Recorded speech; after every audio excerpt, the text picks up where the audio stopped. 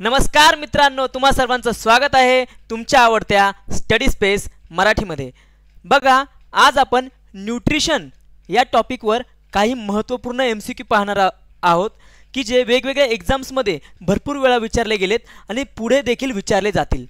त्यामुळे आपण न्यूट्रिशन या टॉपिकवर एमसीक्यू पाहूयात। चला मग आता लगेच सुरू करूयात। हे बघा, पहिला प्रश्न तुमच्या पुढे आहे, मानवी शरीरात हाडे व दात मजबूत करण्यासाठी कोणते खनिज आवश्यक आहे। आता मी ऑप्शन सुद्धा वाचतो। पहिला ऑप्शन आहे लोह, दुसरा आहे कॅल्शियम, तिसरा आहे आयोडीन आणि चौथा आहे झिंक। तर मग याचे योग्य उत्तर काय? तर याचे उत्तर सुद्धा तुम्हाला सांगून देतो। याचे योग्य उत्तर आहे ऑप्शन नंबर बी, कॅल्शियम। आता बघा, मानवी शरीरात विचारले हाडे व दात मजबूत करण्यासाठी काय महत्त्वाचे असते, तर कॅल्शियम। आता कॅल्शियम काय करतं हाडामध्ये आणि दातांमध्ये? तर हे बघा, हाडं आणि दात याच्यामध्ये कॅल्शियम जेव्हा साठत जातो ना, तेव्हा यांना मजबूती मिळते। आणि मजबूती कशा प्रकारे मिळते ते सुद्धा मी तुम्हाला सांगतो। आपल्या शरीरामध्ये एक विटॅमिन असतो, विटॅमिन डी। विटॅमिन डी काय करतो? आपल्या शरीरामध्ये येणारं जे कॅल्शियम आहे ना, त्याला कॅप्चर करतो आणि ते कॅप्चर करून हाडांमध्ये आणि दातांमध्ये साठवतो। याच्याच बरोबर फ्लोराईड म्हणा किंवा फॉस्फरस म्हणा, याच्यासोबत सुद्धा असंच करतो विटॅमिन डी। त्यांना पकडतो आणि दातांमध्ये आणि हाडांमध्ये, आपल्या मानवी शरीराच्या हाडांमध्ये साठवतो, जेणेकरून आपली दात आणि हाडं मजबूत होतात। आता यासाठी काय मी तुम्हाला सांगितलं, विटॅमिन डीची गरज आहे का? कारण कॅल्शियम साठवण्यासाठी। जर तुम्ही कितीही कॅल्शियमच्या गोळ्या खा किंवा बाहेरून कितीही कॅल्शियमची भाजीपाला वगैरे खा, भरपूर असलेले भाजीपाला वगैरे खा, कॅल्शियम भरपूर असलेले, तरी तुमच्या शरीरामध्ये कॅल्शियम साठणार नाही जोपर्यंत तुमच्या शरीरामध्ये विटॅमिन डी नाही। म्हणून विटॅमिन डी हा फार गरजेचा आहे। आता बघा, विटॅमिन डीचे काही स्रोत आहेत। विटॅमिन डीचा सर्वात महत्त्वाचा स्रोत तो म्हणजे सूर्यप्रकाश। आता सूर्यप्रकाश म्हणजे कोणता सूर्यप्रकाश? तर सकाळचं जे कोवळं ऊन असतं ना, सूर्य उगवल्यापासूनचं जे 15-20 मिनिटाच्या अंतरावरचं, 15-20 मिनिटाच्या दुरीचं जे सूर्यप्रकाश असतो तो खूप महत्त्वाचा असतो। किंवा सूर्य मावळताना जे सूर्यप्रकाश भेटतो तो खूप महत्त्वाचा असतो। नाही तर तुम्ही म्हणशाल की मला विटॅमिन डी पाहिजे म्हणून तुम्ही दुपारचं गेलात विटॅमिन डी घ्यायला, तर तुम्हाला विटॅमिन डी भेटणार नाही। तुमच्यावर सूर्यप्रकाशाचा जो तीव्र झटका येईल, एका प्रकारे अल्ट्राव्हायोलेट रेज येतील, त्यामुळे तुमची स्किन बर्न होऊ शकते आणि तुम्हाला एका प्रकारे स्किन कॅन्सरसुद्धा होऊ शकतो, मोतियाबिंदूसुद्धा होऊ शकतो, जर तुम्ही दुपारचं विटॅमिन डी खायला गेलात किंवा विटॅमिन डी घ्यायला गेलात तर। आणि त्याशिवाय विटॅमिन डी आपल्याला सूर्यप्रकाशातून डायरेक्ट भेटत नाही। आपल्याला जेव्हा सकाळचं कोवळं ऊन भेटतं किंवा संध्याकाळचं जे सूर्य मावळतानाचं ऊन भेटतं, ते आपल्या स्किनवर, शरीरावर पडतं आणि स्किन खाली असलेलं कोलेस्ट्रॉल जे आहे ना, ते एका प्रकारे जाळलं जातं। आणि जेव्हा ते कोलेस्ट्रॉल जाळलं जातं, त्याच्यापासून काय बनतो? तर विटॅमिन डी त्याच्यापासून बनतो। आता बघा, आणखी एक आहे, ऑप्शन नंबर 1 काय आहे? तर लोह। आता आपल्या शरीरामध्ये लोह का महत्त्वाचा आहे? तर आपल्या रक्तामध्ये RBC आहेत आणि RBCचा एक प्रमुख घटक आहे, तो आहे हिमोग्लोबिन। हिमोग्लोबिन काय आहे? तर हिमोग्लोबिन एका प्रकारचं प्रोटीन आहे। हिमोग्लोबिन झालं, मायोग्लोबिन, हे एका प्रकारचे प्रोटीन आहेत। रक्तामध्ये RBC मध्ये काय आहे? हिमोग्लोबिन। आणि हिमोग्लोबिन काय म्हटलं? एका प्रकारचं प्रोटीन। हिमोग्लोबिनचं प्रमुख कार्य काय? तर हिमोग्लोबिन हा आपल्या ह्या लंग्सकडून, फुफ्फुसाकडून ऑक्सिजन घेतो आणि रक्ताच्या सहाय्याने शरीरातील वेगवेगळ्या पेशींकडे जातो आणि त्या पेशींमध्ये ऑक्सिजन देतो। आता पेशींमध्ये काय उपस्थित असतं? तर पेशींमध्ये आहे मायटोकॉन्ड्रिया। मायटोकॉन्ड्रियामध्ये ग्लुकोज असतो। आता हा ऑक्सिजन गेला मायटोकॉन्ड्रियामध्ये, पेशींमध्ये गेला, पेशींनंतर मायटोकॉन्ड्रियामध्ये गेला आणि तिथे जाऊन तो ग्लुकोजला जाळतो। कोण जाळतो? ऑक्सिजन। आणि जेव्हा ग्लुकोजला जाळलं जातं ना, तेव्हा ऊर्जा निर्माण होते। आता ऊर्जा किती निर्माण होते रे? तर ऊर्जा निर्माण होते, एक ग्लुकोजचा एक मॉलिक्यूल जाळल्यामुळे 38 ATP ऊर्जा तयार होते। आता ATP म्हणजे काय? तर ॲडिनोसिन ट्रायफॉस्फेट, एवढी ऊर्जा तयार होते एक ग्लुकोजचा मॉलिक्यूल जाळल्यामुळे। म्हणून जर शरीरामध्ये जर लोह नसेल तर शरीरामध्ये हिमोग्लोबिनची कमतरता होईल आणि हिमोग्लोबिनची जर कमतरता झाली तर जास्त प्रमाणामध्ये ऑक्सिजन पेशींपर्यंत नेला जाणार नाही आणि जर जास्त प्रमाणामध्ये जर ऑक्सिजन पेशीपर्यंत पोहोचला नाही किंवा नेला गेला नाही तर तिथे ऊर्जेची निर्मिती होणार नाही, कारण ग्लुकोज जाळला जाणार नाही आणि जर ऊर्जेची निर्मिती झाली नाही तर आपले हातपाय गळून पडतील, एका प्रकारे आपल्याला विचार करता येणार नाही। आणि एक गोष्ट लक्षात ठेवा, आपला जो मेंदू आहे ना, मेंदू, तर मेंदूला कोणती ऊर्जा लागते? ग्लुकोज जाळल्यानंतर जी ऊर्जा मिळते ना तीच, म्हणजे ग्लुकोजच्या ज्वलनापासून निर्माण झालेली ऊर्जाच आपला मेंदू वापरतो। म्हणून मेंदूच्या चालनासाठी सुद्धा ग्लुकोज जाळण्याची गरज आहे आणि त्याच्या ऊर्जेची गरज आहे। म्हणून एका प्रकारे म्हणा की आपल्या शरीरामध्ये लोहाची गरज आहे। हे बघा, काही वेळेस काय होतं की जेव्हा महिला बाळाला जन्म देतात, आता महिलेने जर बाळाला जन्म दिला तर भरपूर प्रमाणामध्ये रक्त हे शरीरातून बाहेर निघून जातं, त्यामुळे बघा स्त्रियांचे हातपाय डाऊन होतात, स्त्रिया एका प्रकारे गळून जातात। आता ते गळून का जातात? कारण त्यांच्या शरीरामधून भरपूर प्रमाणामध्ये रक्त बाहेर गेलं, म्हणजे रक्तात काय असतं? हिमोग्लोबिन बाहेर गेला। आता हिमोग्लोबिन जर जास्त प्रमाणामध्ये बाहेर गेला म्हणजे जास्त प्रमाणामध्ये ऑक्सिजनचा पुरवठा पेशींना होणार नाही, म्हणजे त्या स्त्रियांमध्ये जास्त प्रमाणामध्ये ऊर्जा निर्मिती एका प्रकारे होणार नाही। ऑक्सिजन नसेल तर जास्त प्रमाणामध्ये ऊर्जा निर्मिती होणार नाही, ऊर्जा निर्मिती झाली नाही तर त्या स्त्रिया गळून पडतील। म्हणून एखाद्या स्त्रीने जर बाळाला जन्म दिला तर त्या एका प्रकारे गळून पडतात आणि म्हणून त्या स्त्रियांना, ज्या स्त्रियांनी बाळाला जन्म दिलाय त्यांना लोहयुक्त अन्नपदार्थ खायला देतात ज्याच्यामध्ये भरपूर प्रमाणात लोह असेल। तर आता लोह कशामध्ये असतं? तर बघा, पालक मध्ये सुद्धा भरपूर प्रमाणामध्ये लोह आहे। त्याच्याशिवाय गुळामध्ये सुद्धा भरपूर प्रमाणामध्ये काय आहे? तर लोह। म्हणून हे तुम्ही लक्षात ठेवणं गरजेचं आहे। काय लोहाचा उपयोग काय? तर हिमोग्लोबिनच्या निर्मितीमध्ये लोहाचा उपयोग आहे। आता जर हिमोग्लोबिनची कमी झाली तर त्या स्थितीला काय म्हणतात? तर त्या स्थितीला म्हणतात ॲनिमिया।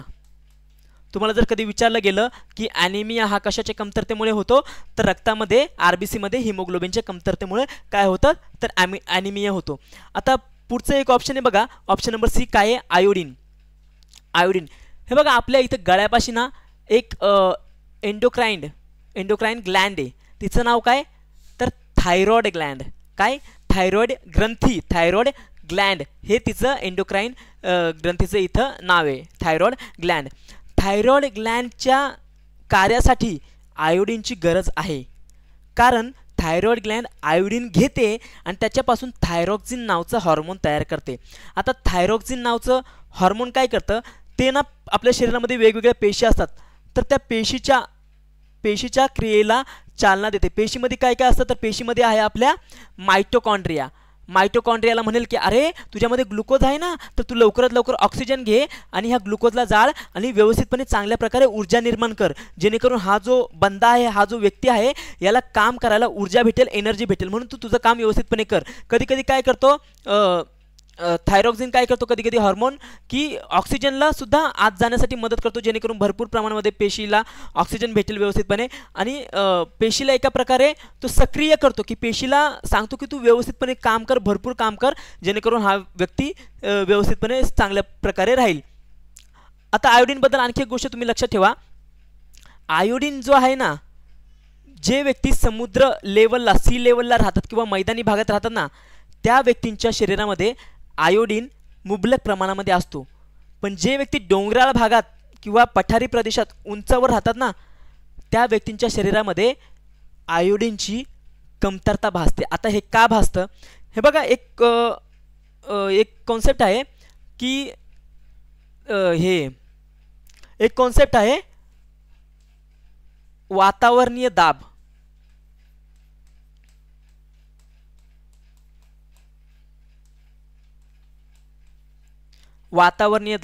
आता वातावरणीय दाब म्हणजेच ॲटमॉस्फेरिक प्रेशर। आता ॲटमॉस्फेरिक प्रेशर काय आहे? आता इथे आपण उभे आहोत, पण वरती वेगवेगळे वायू आहेत, नायट्रोजन, कार्बन डायऑक्साईड, ऑक्सिजन, वेगवेगळे ऑर्गन वगैरे हे आहेत, वेगवेगळे वायू वगैरे आहेत, तर त्यांचा एका प्रकारे आपल्या पृथ्वीवर ना भार तयार होतो, भार। आता तो भार ना सी लेवलला जास्त असतो आणि पठारी किंवा डोंगराळ भागामध्ये तो कमी असतो। आता आयोडीन काय होतं? आयोडीनचा सुद्धा एक गुणधर्म आहे, आयोडीनवर जर सूर्यप्रकाश पडला तर आयोडीन हा उडून जातो, म्हणून जर सी लेवलला जर आयोडीन असेल तर आयोडीनना हा उडण्याचा प्रयत्न करतो सूर्यप्रकाश त्याच्यावर पडल्यावर, पण जो वायुमंडलीय ॲटमॉस्फेरिक प्रेशर आहे ना तो त्याला खाली दाबून ठेवतो. तो बोलतो तू वरती जाऊ नको, तू खालीच राहा. त्यामुळे जे सी लेवलला जे लोक राहतात तिथे जी शेती केली जाते त्या शेतीमध्ये जे भाजीपाला वगैरे उगवतो त्याच्यामध्ये आयोडीन चांगल्या प्रमाणामध्ये असतं, म्हणून ते आजूबाजूला जे लोक राहतात ते तो भाजीपाला खाऊन त्यांच्या शरीरामध्ये आयोडीन जातो आणि ही थायरॉइड जी ग्रंथी आहे ना ती चांगल्या प्रकारे काम करते. आता जे डोंगराळ भागामध्ये लोक राहतात तिथे जर आयोडीन आहे पण त्याच्यावर जर सूर्यप्रकाश पडला तर तो आयोडीन वरती उठण्याचा प्रयत्न करतो आणि तो उडून जायचा प्रयत्न करतो, पण तिथे तर ॲटमॉस्फेरिक प्रेशर खूप कमी आहे, म्हणजे सी लेवलच्या अपेक्षाकृत डोंगराळ भागामध्ये ॲटमॉस्फेरिक प्रेशर खूप कमी आहे, म्हणून तिथे आयोडीन हा सहज उडून जातो.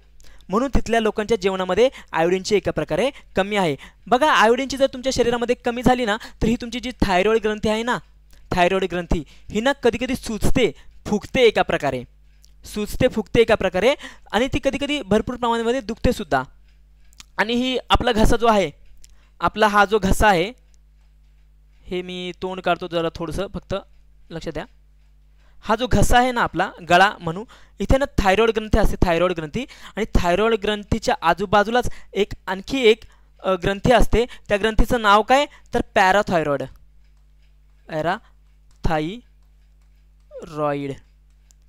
पॅराथायरॉइडचं सुद्धा एक महत्त्वपूर्ण लक्षण आहे. हे सुद्धा व्हिटॅमिन डी प्रमाणेच काम करतं. हे काय करतं तर कॅल्शियमला पकडतं आणि हाडांमध्ये भरण्याचं काम करतं. म्हणजे व्हिटॅमिन डी आणि पॅराथायरॉइड ही जी ग्रंथी आहे, एंडोक्राइन ग्रंथी आहे, हे सुद्धा हॉर्मोन्स सिक्रेट करतं याचं, आणि व्हिटॅमिन डी काय करतं की कॅल्शियम पकडतं आणि हाडांमध्ये वगैरे दातांमध्ये वगैरे भरतं. आता बघा पुढचं आहे झिंक. आता झिंक का उपयोगी आहे? झिंक उपयोगी आहे WBCच्या निर्मितीमध्ये. WBCच्या निर्मितीमध्ये. आता WBC म्हणजे काय तर WBC म्हणजे व्हाईट ब्लड सेल्स, ज्यालाच ल्युकोसाइट असे सुद्धा म्हणतात. आता WBCचा भरपूर प्रकार आहेत, त्याच्यापैकी एक प्रकार म्हणजे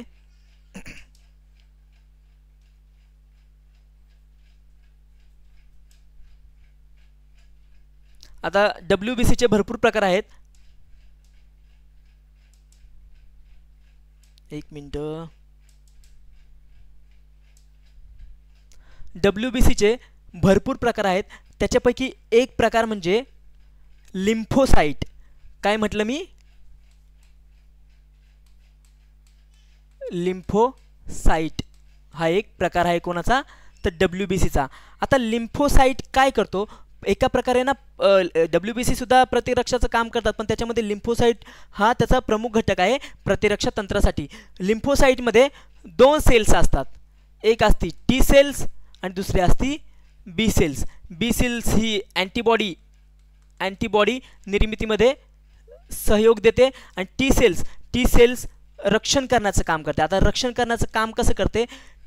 जे लिम्फोसाइट असतात ना टी सेल्स, तर टी सेल्स म्हणजे T1 T2 असं करता करता T1000 पर्यंत सुद्धा जातं. आणि त्याच्यामध्ये आणखी एक घटक आहे असाच, तो आहे T4. हा खूपच प्रमुख घटक आहे T4. तो कशा प्रकारे काम करतो हे बघा. आपल्या शरीरामध्ये एखादा जीवाणू किंवा एखादा विषाणू आला ना तर त्याच्याशी सर्वात प्रथम युद्ध करण्यासाठी जातो T4. आता फॉर एक्झाम्पल हा एखादा विषाणू आला किंवा जीवाणू आला, त्याच्यासोबत गेला T4 युद्ध करायला. T4 त्याला बघतो, अरे तू तर वेगळा माणूस आहे, तू तर आमच्या शरीरातला नाही, तू तर आमचा शत्रू आहेस. म्हणून हा T4 याच्यासोबत युद्ध करतो. आणि जेव्हा युद्ध करतो ना तेव्हा एक पदार्थ इथे तयार होतो. एक पदार्थ काय होतो इथे निर्माण होतो, आणि त्या पदार्थाला काय म्हणतात माहिती आहे का? त्या पदार्थाला नाव आहे इंटरल्युकेन नावाचा एक पदार्थ तयार होतो. आणि हा पदार्थ लगेच शरीरामध्ये पळतो, लगेच शरीरामध्ये जातो आणि सगळ्या WBCला जाग करतो, आपल्या प्रतिरक्षा तंत्राला जाग करतो आणि म्हणतो की अरे शरीरामध्ये एक विलेन आलेला आहे, एक शत्रू आलेला आहे आपल्याला. तर मग चला सगळ्यांनी ह्या शत्रूला हरवूयात. कोणाला? ह्या विषाणूला किंवा जीवाणूला हरवूयात. आणि हे कोणामुळे होतं तर इंटरल्युकेनमुळे होतं. पण कधी कधी बघा काही आजार आहेत, ज्याच्यापैकी एक आजार आहे तो म्हणजे एड्सचा फुल फॉर्म काय तर ॲक्वायर्ड इम्युनो डिफिशियन्सी सिंड्रोम. याच्यामध्ये काय होतं? याच्यामध्ये हा जो विषाणू असतो, एड्सचा काय विषाणू असतो आणि याच्या भोवती ना हे प्रोटीनचे असे थर असतात, प्रोटीनचे थर असतात, असे प्रोटीनचे थर असतात आणि याच्यामध्ये जेनेटिक मटेरियल DNA किंवा RNA असतं सहसा. आणि हा आहे T4. कोण आहे T4. आता पुन्हा विषाणू आला शरीरामध्ये, एड्सचा विषाणू, तर T4 पुन्हा म्हणतं की अरे तू तर आमचा शत्रू आहेस, तू तर आमच्या शरीरामधला नाहीस. मग T4 त्याच्यासोबत युद्ध करेन. पुन्हा कोणता घटक तयार होईल, तर पुन्हा इंटरल्युकिन तयार होईल आणि इंटरल्युकिन पुन्हा जायचा प्रयत्न करेन शरीराच्या प्रतिरक्षा तंत्राला जागी करण्यासाठी. पण इथं हा जो एड्सचा जो विषाणू आहे ना तो खूपच चालाक आहे. यांचं युद्ध तर चालूच असतं, पण हे प्रोटीनची जी ही लेयर असते ना, प्रोटीनचे हे लेयर, ते ह्या इंटरल्युकिनला पकडतात आणि स्वतःमध्ये खिचून घेतात, स्वतःच्या आतमध्ये खिचून घेतात. मग तो इंटरल्युकिन पूर्णतः याच्या आतमध्ये निघून जातो आणि हा T4 जो आहे ना, T4 सेल्स, तो एका प्रकारे मृत होऊन जातो, हारून जातो. आणि पण शरीरामध्ये असा एकच T4 नाही, असे हजारो लाखो T4 आहेत. म्हणून ह्या एड्सच्या व्हायरसला, ह्या T4ला समाप्त करण्यासाठी, शरीरातल्या प्रत्येक T4ला समाप्त करण्यासाठी जवळपास 2-4 वर्ष लागतात. आणि जेव्हा एखाद्या व्यक्तीला एड्स होतो ना, तेव्हा एड्स झाल्यानंतर जवळपास 3-4 वर्षांनी हे शरीरातले सगळे T4 संपून जातात. आणि T4 काय करतात, तर प्रतिरक्षा तंत्राला जागे करण्याचं काम करत होते. आता शरीरातले तर सगळे T4 संपले. मग जर एखाद्या व्यक्तीला एड्स असेल आणि त्याच्यामध्ये जर ही घटना झाली, सगळे T4 संपले, तर त्याचं प्रतिरक्षा तंत्र हे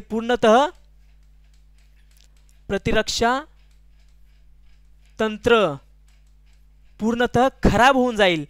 म्हणजे त्याच्यामध्ये रक्षाची काहीच शक्ती उरणार नाही. म्हणून जर त्याला एखादा छोटासा जरी आजार झाला तरी तो खूपच ह्या व्यक्तीला त्रास देऊ शकतो. त्याला मलेरिया जरी झाला, डेंग्यू जरी झाला, तरी त्याची जगण्याची शक्यता खूपच कमी होते.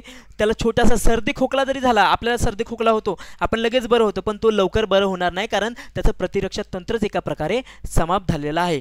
आणि हे खास करून कोणत्या रोगामध्ये पाहायला भेटतं, तर एड्स ह्या रोगामध्ये पाहायला भेटतं.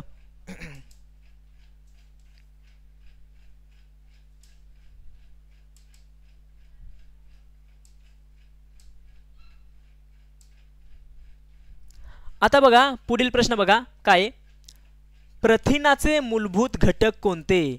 प्रथिन म्हणजे काय, प्रोटीन. आता इथे मूलभूत घटक म्हणजे एका प्रकारे बेसिक युनिट त्याने विचारलेलं आहे की प्रथिनाचं बेसिक युनिट काय. तर आता मी तुमच्या पुढे ऑप्शन वाचतो. ऑप्शन नंबर 1 म्हणजे ए अमिनो ॲसिड, बी फॅटी ॲसिड, सी शर्करा, डी जीवनसत्व. आता याच्यापैकी बरोबर उत्तर काय, तर हे बघा प्रथिनाचे मूलभूत घटक म्हणजे प्रोटीन. प्रोटीनचं मूलभूत घटक काय, बेसिक युनिट काय, तर ते आहे अमिनो आम्ल, अमिनो ॲसिड. हे प्रथिनाचं बेसिक युनिट आहे किंवा मूलभूत एकक किंवा मूलभूत घटक आहे. आता तुम्हाला मी प्रोटीन, कार्बोहायड्रेट आणि जे फॅट आहे ते थोडंसं एक्सप्लेन करतो. हे बघा आपल्या शरीरामध्ये सर्वात जास्त ऊर्जा कोणत्या घटकामुळे मिळते, तर तो आहे कार्बोहायड्रेट. कार्बोहायड्रेटमुळे आपल्या शरीरामध्ये सर्वात जास्त ऊर्जा मिळते. पण जर तुम्हाला जर कधी विचारलं की 1 gram carbohydrate, 1 gram protein, 1 gram fat, यांच्यापैकी सगळे जर 1-1 ग्रॅम घेतले तर सर्वात जास्त एनर्जी, सर्वात जास्त ऊर्जा कशामुळे मिळते, तर सर्वात जास्त ऊर्जा कशामुळे मिळते, 1 ग्रॅम फॅटपासून 9 कॅलरी ऊर्जा मिळते. 1 ग्रॅम कार्बोहायड्रेटपासून किती कॅलरी ऊर्जा मिळते, तर 1 ग्रॅम कार्बोहायड्रेटपासून 4 कॅलरी ऊर्जा मिळते. आणि 1 ग्रॅम प्रोटीनपासून किती कॅलरी ऊर्जा मिळते, तर 1 ग्रॅम प्रोटीनपासून किती 4 कॅलरीज ऊर्जा मिळते. म्हणून 1 ग्रॅम फॅटपासून 9 कॅलरी ऊर्जा सर्वात जास्त ग्रॅममध्ये जर घेतलं तर. पण जर तुम्हाला असं विचारलं गेलं की सर्वात जास्त ऊर्जा कोणत्या घटकामुळे मिळते, तर ते फक्त कार्बोहायड्रेट राहील. कारण आपल्या शरीरामध्ये कार्बोहायड्रेट आपण रोज खातो, म्हणजे आपण चपाती खातो, भाकरी खातो, भात खातो, बटाटा वगैरे खातो, त्याच्यामध्ये काय कार्बोहायड्रेट असतो. आता कार्बोहायड्रेट जरा थोडंसं मी एक्सप्लेन करतो तुमच्यासमोर.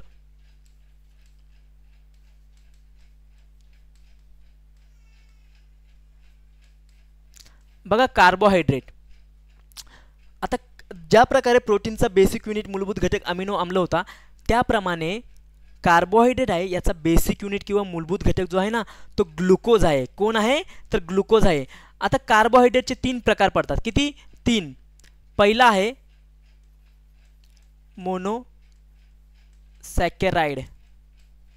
मोनोसॅकराइड. आता मोनोसॅकराइड म्हणजे फक्त एकच मॉलिक्यूल. मोनो म्हणजे काय तर एक, आणि सॅकराइड म्हणजे एका प्रकारे शर्करा किंवा गोडवा. ओके, म्हणजे गोडव्याचा किती फक्त एकच मॉलिक्यूल. आता एकच सिंगल, मी तुम्हाला सांगितलं कार्बोहायड्रेटचं काय म्हटलं की सिंगल मॉलिक्यूल कोणता असतो, ग्लुकोज. आता हे बघा सिंगल मोनोसॅकराइड सुद्धा हे 3 प्रकारचे असतात. कोण कोण, ग्लुकोज, फ्रुक्टोज. फ्रुक्टोज कशात असतो रे, फ्रुक्टोज असतो फळांमध्ये. आणि एक आहे गॅलॅक्टोज. गॅलॅक्टोज कशात असतो, तर गॅलॅक्टोज दुधामध्ये असतो. हे झालं. आता दुसरा प्रकार बघा याच्यातच, डायसॅकराइड. डायसॅकराइड. ओके, आता डायसॅकराइड म्हणजे काय, इथे 2 अणू असतील. इथे एक ग्लुकोजचा एक अणू, फ्रुक्टोजचा एक अणू, गॅलॅक्टोजचा एक अणू झालं. कशात, मोनोसॅकराइडमध्ये. आता डायसॅकराइडमध्ये 2 अणू असतील. म्हणजे ग्लुकोजचा एक अणू अधिक ग्लुकोजचा एक अणू, म्हणजे टोटल ग्लुकोजचे किती झाले, 2 अणू. आणि जेव्हा ग्लुकोजचे 2 अणू मिळतील ना, तेव्हा त्याला म्हणायचं माल्टोज. तेव्हा त्याला काय म्हणायचं, माल्टोज. आता पुन्हा ग्लुकोजचा एक अणू, फ्रुक्टोजचा एक अणू, टोटल किती 2 अणू झाले. तर त्याला नाव काय द्यायचं, तर त्याला नाव द्यायचं सुक्रोज. आता पुन्हा ग्लुकोजचा एक अणू आणि गॅलॅक्टोजचा एक अणू, किती अणू झाले, 2 अणू. आता मग 2 मॉलिक्यूल एका प्रकारे मॉलिक्यूल म्हणा. तर याचं ग्लुकोजचा एक मॉलिक्यूल आणि गॅलॅक्टोजचा एक मॉलिक्यूल, टोटल 2 मॉलिक्यूल. याला नाव काय द्यायचं, तर याला नाव द्यायचं लुक्टोज किंवा लॅक्टोज सुद्धा म्हणू शकता, लुक्टोज सुद्धा तुम्ही म्हणू शकता. आता पुढचा बघा प्रकार आहे. पुढचा प्रकार आहे काय आहे, तर तो पॉलिसॅकराइड. पॉलिसॅकराइड. आता पॉली म्हणजे काय, 2 पेक्षा जास्त सुद्धा तुम्ही म्हणू शकता. मोनोसॅकराइड झालं, डायसॅकराइड झालं. पॉली म्हणजे 2 पेक्षा जास्त घ्या. 2 पेक्षा जास्त कितीही मॉलिक्यूल झाले, कितीही मॉलिक्यूल जेव्हा एकत्र येतात ना, तेव्हा त्यांना म्हणतात पॉलिसॅकराइड. आता बघा कार्बोहायड्रेट जे आहे ना, त्याचं पॉलिसॅकराइडमध्ये जर रूपांतर झालं तर काय काय होतं, तर तिथे होतं सेल्युलोज. म्हणजे एका प्रकारे आपण असं सुद्धा म्हणू शकतो की ग्लुकोजचा एका प्रकारे गुच्छा सुद्धा म्हणू शकतो. सेल्युलोज आहे हा वनस्पतींमध्ये असतो. स्टार्च, वनस्पतीमध्ये जे भोजन, वनस्पतींमध्ये जे भोजन साठवलं जातं ते स्टार्चच्या रूपामध्ये साठवलं जातं. आणि आणखी काय आहे, ग्लायकोजेन. आपल्यामध्ये मानवांमध्ये ग्लुकोज कोणत्या रूपामध्ये साठवलं जातं, तर ग्लायकोजेन. आणि ग्लुकोज आपल्या शरीरामध्ये जेव्हा भरपूर प्रमाणामध्ये होतो तेव्हा एका प्रकारे आपल्या शरीरामध्ये ना गोडवा निर्माण होतो, गोडवा. आणि जर ग्लुकोज जास्त आपल्या शरीरामध्ये राहिला गेला आणि तो जर जास्त प्रमाणामध्ये आपल्या रक्तामध्ये मिसळला गेला ना, तर आपलं रक्त ना जरा घट्ट होत जातं. आणि ज्यामुळे हृदयाला जास्त फोर्स लावायला लागतो रक्ताला पुढे ढकलण्यासाठी. रक्ताला पुढे ढकलतोय हृदय, रक्त पुढे ढकलतोय, फोर्स लावतोय. त्याच्यामुळे BP सुद्धा वाढतो. आणि BP वाढला किंवा रक्त आपलं घट्ट झालं तर पेशींपर्यंत लवकर ऑक्सिजन पोहोचणार नाही, लवकर रक्त पोहोचणार नाही. त्याच्यामुळे लवकर हिमोग्लोबिन जाणार नाही. हिमोग्लोबिन जर लवकर गेलं नाही तर ऑक्सिजन एका प्रकारे पेशींना लवकर पोहोचणार नाही. आणि जर लवकरात लवकर ऑक्सिजन पेशींपर्यंत पोहोचला नाही तर त्याच्यामध्ये असलेला ग्लुकोज जाळला जाणार नाही. ग्लुकोज जाळला गेला नाही तर एनर्जी निर्माण होणार नाही आणि व्यक्तीचे हातपाय शिथिल पडतील, शांत पडतील, व्यक्तीचा मेंदू काम करणं बंद होईल. का, कारण तुम्हाला सांगतोय ग्लुकोज जेव्हा जळेल ती एनर्जीच वापरून मेंदू काम करतो. म्हणून इथे व्यक्तीच्या शरीरामध्ये एनर्जी येणार नाही. आता बघा पुढचं बघा फॅटी ॲसिड. जे फॅटी ॲसिड आहे ना, फॅटी ॲसिडचं शरीरामध्ये काम काय, फॅटी ॲसिड सुद्धा 2 प्रकारचे असतात. एक म्हणजे संतृप्त आणि एक म्हणजे असंतृप्त. म्हणजे एक म्हणजे काय, संतृप्त म्हणजे सॅटिस्फाईड आणि दुसरे म्हणजे असंतृप्त म्हणजे अनसॅटिस्फाईड. आता सॅटिस्फाईड जे असतात, सॅटिस्फाईडमध्ये कोणते येतात, तर जे आपण तूप वगैरे खातो, गायचे तूप वगैरे आपण खातो ते आहे सॅटिस्फाईड. आणि अनसॅटिस्फाईड म्हणजे त्याच्यामध्ये येतं तेल वगैरे. अनसॅटिस्फाईड हानिकारक आहे आपल्या शरीरासाठी. का, फॉर एक्झाम्पल ही जर आपली धमनी आहे किंवा नस वगैरे आहे, तर जे सॅटिस्फाईड असतात ना, सॅटिस्फाईड काय करतात की त्यांचं घनत्व जास्त असतं एका प्रकारे. आणि जेव्हा घनत्व जास्त असतात, हे आपली धमनी वगैरे याच्यामधून रक्त वगैरे वाहते, तर सॅटिस्फाईड काय करतात, ते ना त्यांची डेन्सिटी जास्त असल्यामुळे, घनत्व जास्त असल्यामुळे ना ते इथे डुबतात. इथे चिपकत नाही, इथे चिपकायचं काम ते करत नाही, ते इथे डुबून जातात आणि व्यवस्थितपणे मग इथून आपल्या पेशींना व्यवस्थितपणे ऑक्सिजन वगैरे भेटतो. त्यामुळे आपल्या पेशींना ऑक्सिजन वगैरे भेटतो आणि आपल्या शरीराला काही त्रास होत नाही. पण जे असंतृप्त असतात त्याच्यामध्ये तेल वगैरे असतं. आता ते तेलाचे वगैरे काय करतात की इथे जाऊन चिपकतात. म्हणजे ही जी लेयर असते ना धमनींची किंवा शिरांची, इथे जाऊन ते चिपकतात आणि जर शरीरामध्ये हिमोग्लोबिन जो ऑक्सिजन घेऊन आलाय ना तो इथे जायला मोकळा मार्गच नसतो. इकडून बाहेर जायला म्हणजे आपल्या पेशींपर्यंत जायला मोकळा मार्गच नसतो. त्याच्यामुळे आपल्या पेशींना व्यवस्थितपणे ऑक्सिजन पोहोचत नाही आणि मग आपल्या पेशी काय ग्लुकोज जाळत नाही आणि जर ग्लुकोज जाळला गेला नाही तर एनर्जी पुन्हा निर्माण होणार नाही. आणि अशाच प्रकारे जर हृदयासोबत जर अशा प्रकारे झालं की बाबा हृदयामधून ज्या धमन्या वगैरे शिरा वगैरे जातात आणि त्यांना जर असं झालं की बाबा अनसॅटिस्फाईड हे लिपिड वगैरे किंवा अनसॅटिस्फाय फॅट वगैरे जाऊन इथं जर अडकलं वगैरे, एका प्रकारे तुम्ही कोलेस्ट्रॉलसुद्धा म्हणू शकतात किंवा ऑइलसुद्धा म्हणू शकतात की जाऊन अडकलं वगैरे, तर हृदयालासुद्धा ऑक्सिजनचा पुरवठा होणार नाही. आणि जर हृदयाला जर ऑक्सिजनचा पुरवठा झाला नाही तर हार्ट अटॅकसुद्धा येऊ शकतो आणि माणसाचा जागीच मृत्यूसुद्धा होऊ शकतो. मग तुमच्या शरीरामध्ये हे जर कोलेस्ट्रॉल वगैरे जास्त असेल तर त्यासाठी तुम्ही एक्सरसाइज वगैरे करू शकता, व्यायाम वगैरे करू शकता, जेणेकरून तुमचं हे फॅट वगैरे एका प्रकारे लवकरात लवकर जाळला जाईल. त्याने तुम्हाला शरीराला फायदा होऊ शकतो.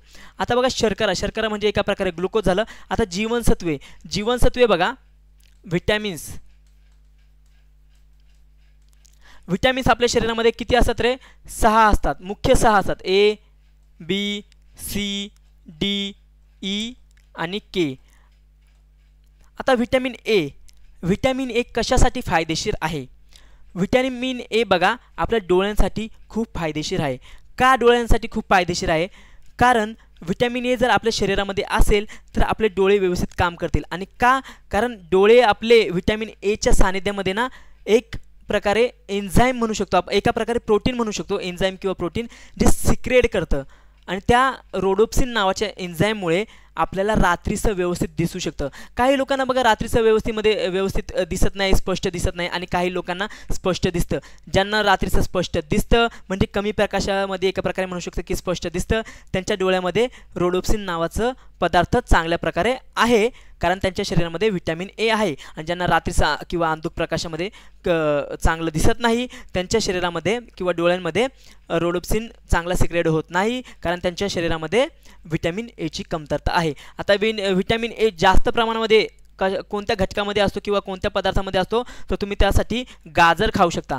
जर तुम्हाला व्हिटॅमिन एची जर भरपूर गरज असेल तर गाजर खूपच चांगला स्रोत आहे व्हिटॅमिन एचा. आता व्हिटॅमिन ए जो आहे ना तो आपल्या स्किनला चांगलं ठेवण्यासाठी सुद्धा व्हिटॅमिन ए हा खूपच गरजेचा आहे. आता बघा व्हिटॅमिन बी आहे ना त्याच्यामध्ये भरपूर प्रकार आहेत. म्हणजे vitamin B1, vitamin B2, B3 असं करता B12 पर्यंत व्हिटॅमिन बीचे घटक जातात. व्हिटॅमिन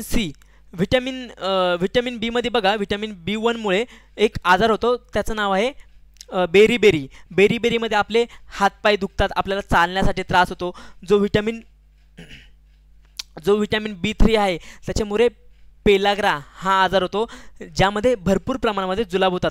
B6 का महत्त्वाचं आहे तर व्हिटॅमिन B6 का महत्त्वाचं आहे? कारण व्हिटॅमिन B6 हा हिमोग्लोबिनच्या निर्मितीमध्ये चालना देतो. आणि व्हिटॅमिन B12 जो आहे, व्हिटॅमिन B12 चा प्रमुख घटक हा कोबाल्ट आहे. आणि व्हिटॅमिन B12 RBCच्या निर्मितीला चालना देतो. आणि RBC मध्ये काय असतं? हिमोग्लोबिन. हे तुम्ही लक्षात ठेवा. आता व्हिटॅमिन सी बघा आपल्या शरीरामध्ये जी रोगप्रतिकारक शक्ती आहे ना तिला किंवा रोगप्रतिकारक शक्ती किंवा रोगप्रतिकारक तंत्राला मजबूत करण्यासाठी व्हिटॅमिन सी हा खूपच आवश्यक आहे.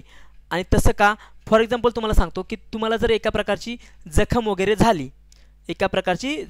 झाली, त्या जखमेमधून जर रक्त बाहेर येते आणि रक्त बाहेर येऊन झालं तर त्याच्यानंतर बघा काही काळाने त्याच्या 2-3 दिवसांनी म्हणा त्याच्यावरती एका प्रकारची खपली धरते. ती खपली का धरते? कारण व्हिटॅमिन सी असल्यामुळे ती खपली लवकरात लवकर धरते. आणि जर व्हिटॅमिन सी तुमच्या शरीरामध्ये नसेल तर ती जखम लवकरात लवकर भरली जाणार नाही. आता कधी काय होतं की आपले दात वगैरे ना हालतात किंवा हिरड्यांमधून रक्त निघतं. आपण जर दात वगैरे घासायला गेलो तर दातांमधून रक्त निघतं किंवा कधी आपल्या दातांचा किंवा तोंडाचा घाण वाससुद्धा येतो. तो सुद्धा काय येतो तर व्हिटॅमिन सीच्या कमतरतेमुळे येतो. कधी रक्त रक्तनिर्मितीमध्ये सुद्धा व्हिटॅमिन सी हा फारच गरजेचा आहे. काय सांगितलं, रोगप्रतिकारक शक्ती, परत जखमा लवकर बऱ्या होण्यासाठी, दात वगैरे हलतात किंवा दातांमधून रक्त बाहेर पडतं जेव्हा आपण दात वगैरे घासतो तेव्हा, किंवा खराब वास येतो, ते सुद्धा व्हिटॅमिन सीच्या कमतरतेमुळे होतं. आता व्हिटॅमिन सी कोणकोणत्या घटकांमध्ये असतो? जे आंबट घटक असतात ना, आंबट, त्याच्यामध्ये व्हिटॅमिन सी भरपूर प्रमाणामध्ये असतो.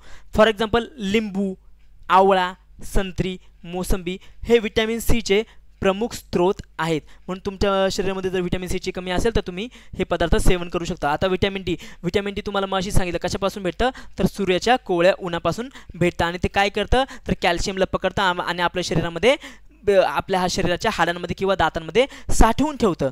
आणि हे पण सांगितलं आहे की जर तुमच्या शरीरामध्ये व्हिटॅमिन डी नसेल तर तुमच्या शरीरामध्ये कॅल्शियम साठला जाणार नाही. कॅल्शियम जर साठला गेला नाही हाडांमध्ये वगैरे तर हाडंही कमजोर होतील. आणि जर तुम्ही काही खेळायला वगैरे गेलात, पडलात वगैरे, तर तुमची हाडं लवकर मोडण्याची शक्यता भरपूर प्रमाणामध्ये आहे. किंवा दातांवर जी एनॅमल नावाची परत असते, दाताची एक सांगतो तुम्हाला.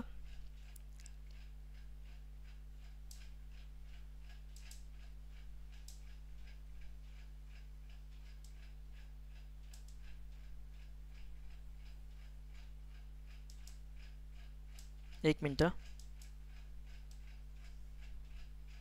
आता हे बघा, दातांवर जी एनेमल, दात जो आहे ना आपला, फॉर एक्झाम्पल हा आपला दात आहे आणि ते काय रक्तकेशिका आहेत. रक्तकेशिका हा दात आहे आणि रक्तकेशिका, आणि या दातांवर ना आपले एक लेयर असते, लेयर. त्या लेयरला काय म्हणतात रे? ही जी लेयर आहे ना, ह्या लेयरलाच म्हणतात एनॅमल. एनॅमलची लेयर, ॲनिमल नाही, एनॅमल. ओके. आणि हा जो आतला भाग असतो ना, हा दाताचा मुख्य भाग, ज्यामध्ये रक्तकेशिकासुद्धा असतात, त्याला म्हणतात डेंटाइन. त्याला म्हणतात डेंटाइन. कधी कधी काय होतं, आपण जोरामध्ये दात वगैरे घासतो ना, तेव्हा ही वरची एनॅमलची लेयर जी आहे ना ती निघून जाते.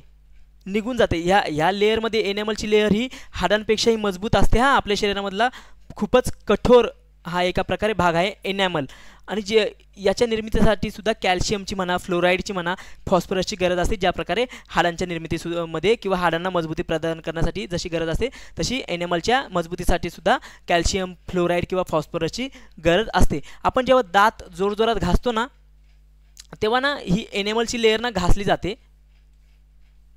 आणि एनॅमलची लेयर जेव्हा घासली जाते ना, तेव्हा हा आतला जो डेंटाइन भाग आहे ना तो उघडकीस येतो. आतला हा जो इथे बघा उघडकीस आलेला भाग आहे, म्हणजे ह्या रक्तकेशिकांना एका प्रकारे ना थोड्याशा बाहेर येतात. आणि मग जेव्हा आपण काही थंड पदार्थ वगैरे खातो किंवा काही गरम पदार्थ वगैरे खातो ना, तो ह्या रक्तकेशिकांच्या प्रत्यक्ष समोर येतो, टच होतो याला, थंड पाणी म्हणा किंवा थंड पदार्थ किंवा गरम पदार्थ. त्याच्यामुळे ना इथे सेन्सिटिव्हिटी किंवा एका प्रकारे झणझणाट म्हणतो ना आपण, ते निर्माण होतं आणि त्याच्यामुळे आपले दात वगैरे दुखतात. आणि मग डॉक्टर आपल्याला सल्ला काय देतात की कॅप वगैरे बसवा, दातावर कॅप वगैरे बसवा. कधी कधी जर काही असे डॉक्टरसुद्धा आहेत, डेंटिस्ट वगैरे सुद्धा आहेत, त्यांच्याकडे एखादा व्यक्ती जर कीड वगैरे काढण्यासाठी गेला, दातामध्ये जर कीड वगैरे असेल, दातामध्ये कीड वगैरे कुठं जर लागलेली असेल, तर ते एका प्रकारे ना अशी टोकदार मशीन असते त्यांच्याकडे, ते ना ती कीड काढतात. पण काही असे लालची डॉक्टरसुद्धा असतात ना, ते ना मुद्दामून काय करतात की ना ती एनॅमलची परतसुद्धा थोडीशी घासतात, जेणेकरून त्या लाल रक्तकेशिकांना अशा बाहेर दिसू लागतील. आणि तुम्ही जर कधी काही मग गरम पदार्थ किंवा थंड पदार्थ जर पिलात किंवा खाल्लात तर तुमचा दात ठणकेल.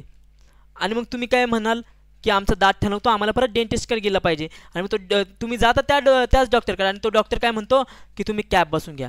म्हणजे कीड काढायला गेला तेव्हा सुद्धा त्याचा फायदा, आणि कॅप लावायला गेला तेव्हा सुद्धा त्याचा फायदा. म्हणून तुम्ही जर कधी डॉक्टरांकडे गेलात कीड वगैरे काढाल तर त्याला व्यवस्थितपणे सांगा, तू व्यवस्थितपणे कीडच काढ, जास्त घासू नको, माझी एनॅमलची परत डॅमेज करू नको. हे सांगणं तुमचं कर्तव्य आहे, कारण पैसे तुमचे जातात. आता बघा, व्हिटॅमिन डी झाला. Vitamin E. व्हिटॅमिन ई जो आहे ना, त्याला ब्युटी हार्मोनसुद्धा म्हणतात, ब्युटी व्हिटॅमिनसुद्धा म्हणतात. ब्युटी व्हिटॅमिन कोणाला म्हणतात, तर व्हिटॅमिन ईला. का? कारण व्हिटॅमिन ई जर तुमच्या शरीरामध्ये मुबलक प्रमाणामध्ये असेल, भरपूर प्रमाणामध्ये असेल, तर तुमचा चेहरा एका प्रकारे ना खूप चमकतो, एका प्रकारे ग्लो करतो. आणि जर व्हिटॅमिन ई वगैरे नसेल तर तुम्हाला काही स्किनचे प्रॉब्लेम होऊ शकतात, ॲक्नी वगैरे किंवा पिंपल्स आपण म्हणतो ते सुद्धा येऊ शकतात व्हिटॅमिन ईच्या कमतरतेने. काही प्रोडक्ट्ससुद्धा आहेत जे तोंडावर आपण लावतो किंवा स्किनवर लावतो, त्यांच्यावर सुद्धा लिहिलेलं असतं की हा प्रोडक्ट जो आहे तो व्हिटॅमिन ईने समृद्ध आहे. तेव्हा आपण तो प्रोडक्ट वापरतो आणि आपली स्किन किंवा त्वचा एका प्रकारे ग्लो करण्याचा प्रयत्न करतो. ह्या व्हिटॅमिन ईलाच एका प्रकारे लैंगिक व्हिटॅमिनसुद्धा म्हणतो. आता लैंगिक व्हिटॅमिन का म्हणतो? जर व्हिटॅमिन ई जर तुमच्यामध्ये कमी प्रमाणामध्ये असेल किंवा भरपूर मात्रा कमी झाली तर पुरुषांमध्ये ना मुलाला जन्म देण्याची क्षमता कमी होते, म्हणजे एका प्रकारे पुरुषामध्ये नपुंसकता येते आणि स्त्रीमध्ये मेन्स्ट्रुअल सायकल जी आहे ना ती बिघडते आणि मग बाळाला जन्म देण्याची क्षमता स्त्रीमध्ये कमजोर होते आणि कधीकधी बाळाला जन्मसुद्धा देता येत नाही आणि स्त्रीला एका प्रकारे बांझत्वसुद्धा व्हिटॅमिन ईच्या कमीने येऊ शकतं. आता पुढचा व्हिटॅमिन कोणता आहे? तर पुढचा व्हिटॅमिन आहे व्हिटॅमिन के. आता बघा व्हिटॅमिन के आपल्याला एका प्रकारे बाहेरून घेण्याची गरज नाही, कारण व्हिटॅमिन ए असा एकमेव व्हिटॅमिनसुद्धा आपण म्हणू शकतो की जो आपल्या शरीरामध्येच असतो. व्हिटॅमिन ए काम काय करतो? व्हिटॅमिन ई काम काय करतो? तर व्हिटॅमिन ई आपल्या शरीरामध्ये RBC, WBC आणि प्लेटलेट्स आहेत. तर व्हिटॅमिन ए घेतो प्लेटलेट्सला. कोणाला? प्लेटलेट्सला घेतो आणि प्लेटलेट्सच्या सोबत मिळून एक पदार्थ तयार करतो, त्याला म्हणायचं प्रोथ्रोम्बिन. काय म्हणायचं? तर प्रोथ्रोम्बिन. आणि प्रोथ्रोम्बिनचं काही काळानंतर रूपांतर होतं थ्रोम्बिनमध्ये. आणि थ्रोम्बिन जो आहे ना, थ्रोम्बिन तुम्हाला जर कुठे जर जखम वगैरे झाली, समजा हा माझा पाय वगैरे आहे, ह्या पायाला जखम झाली आणि इथून रक्त वगैरे बाहेर येते, तर थ्रोम्बिन जो असेल ना, थ्रोम्बिन तो ना इथे काही ना अशा रेषा वगैरे तयार करेल, एका प्रकारची ना जाळी तयार करेल, ज्या डोळ्यांना दिसणार नाही, खूपच छोट्या असतात, दिसत पण नाही डोळ्यांना, त्यांना इथं जाळ्या येऊन अडकतील आणि माझं रक्त ना हळूहळू बाहेर येणं थांबेल. तुम्हाला पण जर कधी कुठे लागलं वगैरे असेल आणि रक्त वगैरे बाहेर येत असेल, बघा काही वेळानंतर ना तुमचं रक्त येणं थांबतं. ते कसं काय थांबतं? कारण जो थ्रोम्बिन आहे ना त्यांनी एका प्रकारे इथं जाळी निर्माण केलेल्या आहेत, काही काही रेषा टाकलेल्या आहेत, त्या रेषांमुळे एखादी जाळी तयार झालेली आहे आणि त्या जाळीमुळे हे रक्त बाहेर येणं थांबतं. आणि जर तुमच्या शरीरामध्ये जर व्हिटॅमिन केची जर कमी झाली तर प्रोथ्रोम्बिन बनणार नाही, आणि प्रोथ्रोम्बिन जर बनलं नाही तर थ्रोम्बिनसुद्धा बनणार नाही, आणि थ्रोम्बिन जर बनलं नाही तर ह्या रेषा निर्माण होणार नाही, हे जाळी तयार होणार नाही. आणि नॉर्मली व्यक्तीमध्ये ज्याच्यामध्ये व्हिटॅमिन के आहे त्याचं रक्त जर 2 मिनिटांनी थांबतं, तर ज्याच्यामध्ये व्हिटॅमिन केची कमतरता आहे त्याचं रक्त हे 6 ते 7 मिनिटांनंतर सुद्धा थांबू शकतं. म्हणजे बघा किती फरक आहे, जवळपास 5-6 मिनिटाचा सुद्धा फरक आहे याच्यामध्ये, भरपूर फरक झाला हा याच्यामुळे किती 5-6 मिनिटामुळे भरपूर प्रमाणामध्ये रक्त हे वाहून जाऊ शकतं. आणि रक्त जर वाहून गेलं तर रक्तामध्ये काय असतं? RBC मध्ये काय आहे? तर हिमोग्लोबिन काय करतो? तर ऑक्सिजनचं वहन करतो पेशींपर्यंत. जर ऑक्सिजनचं वहन पेशींपर्यंत झालं नाही तर त्याच्यामधले असलेलं ग्लुकोज जाळला जाणार नाही, आणि जर ग्लुकोज जाळला गेला नाही तर काय होईल? तर एनर्जीची निर्मिती होणार नाही. म्हणून ज्या व्यक्तीचं भरपूर प्रमाणामध्ये रक्त वाहिलं गेले त्याला बघा त्याच्यामध्ये एनर्जी राहत नाही आणि तो व्यक्ती गळून पडतो, त्याला काहीच सुचत नाही, त्याचं मेंदूसुद्धा काम करणं काही वेळाने बंद पडतो. म्हणून व्हिटॅमिन ई सुद्धा खूपच महत्त्वाचं आहे.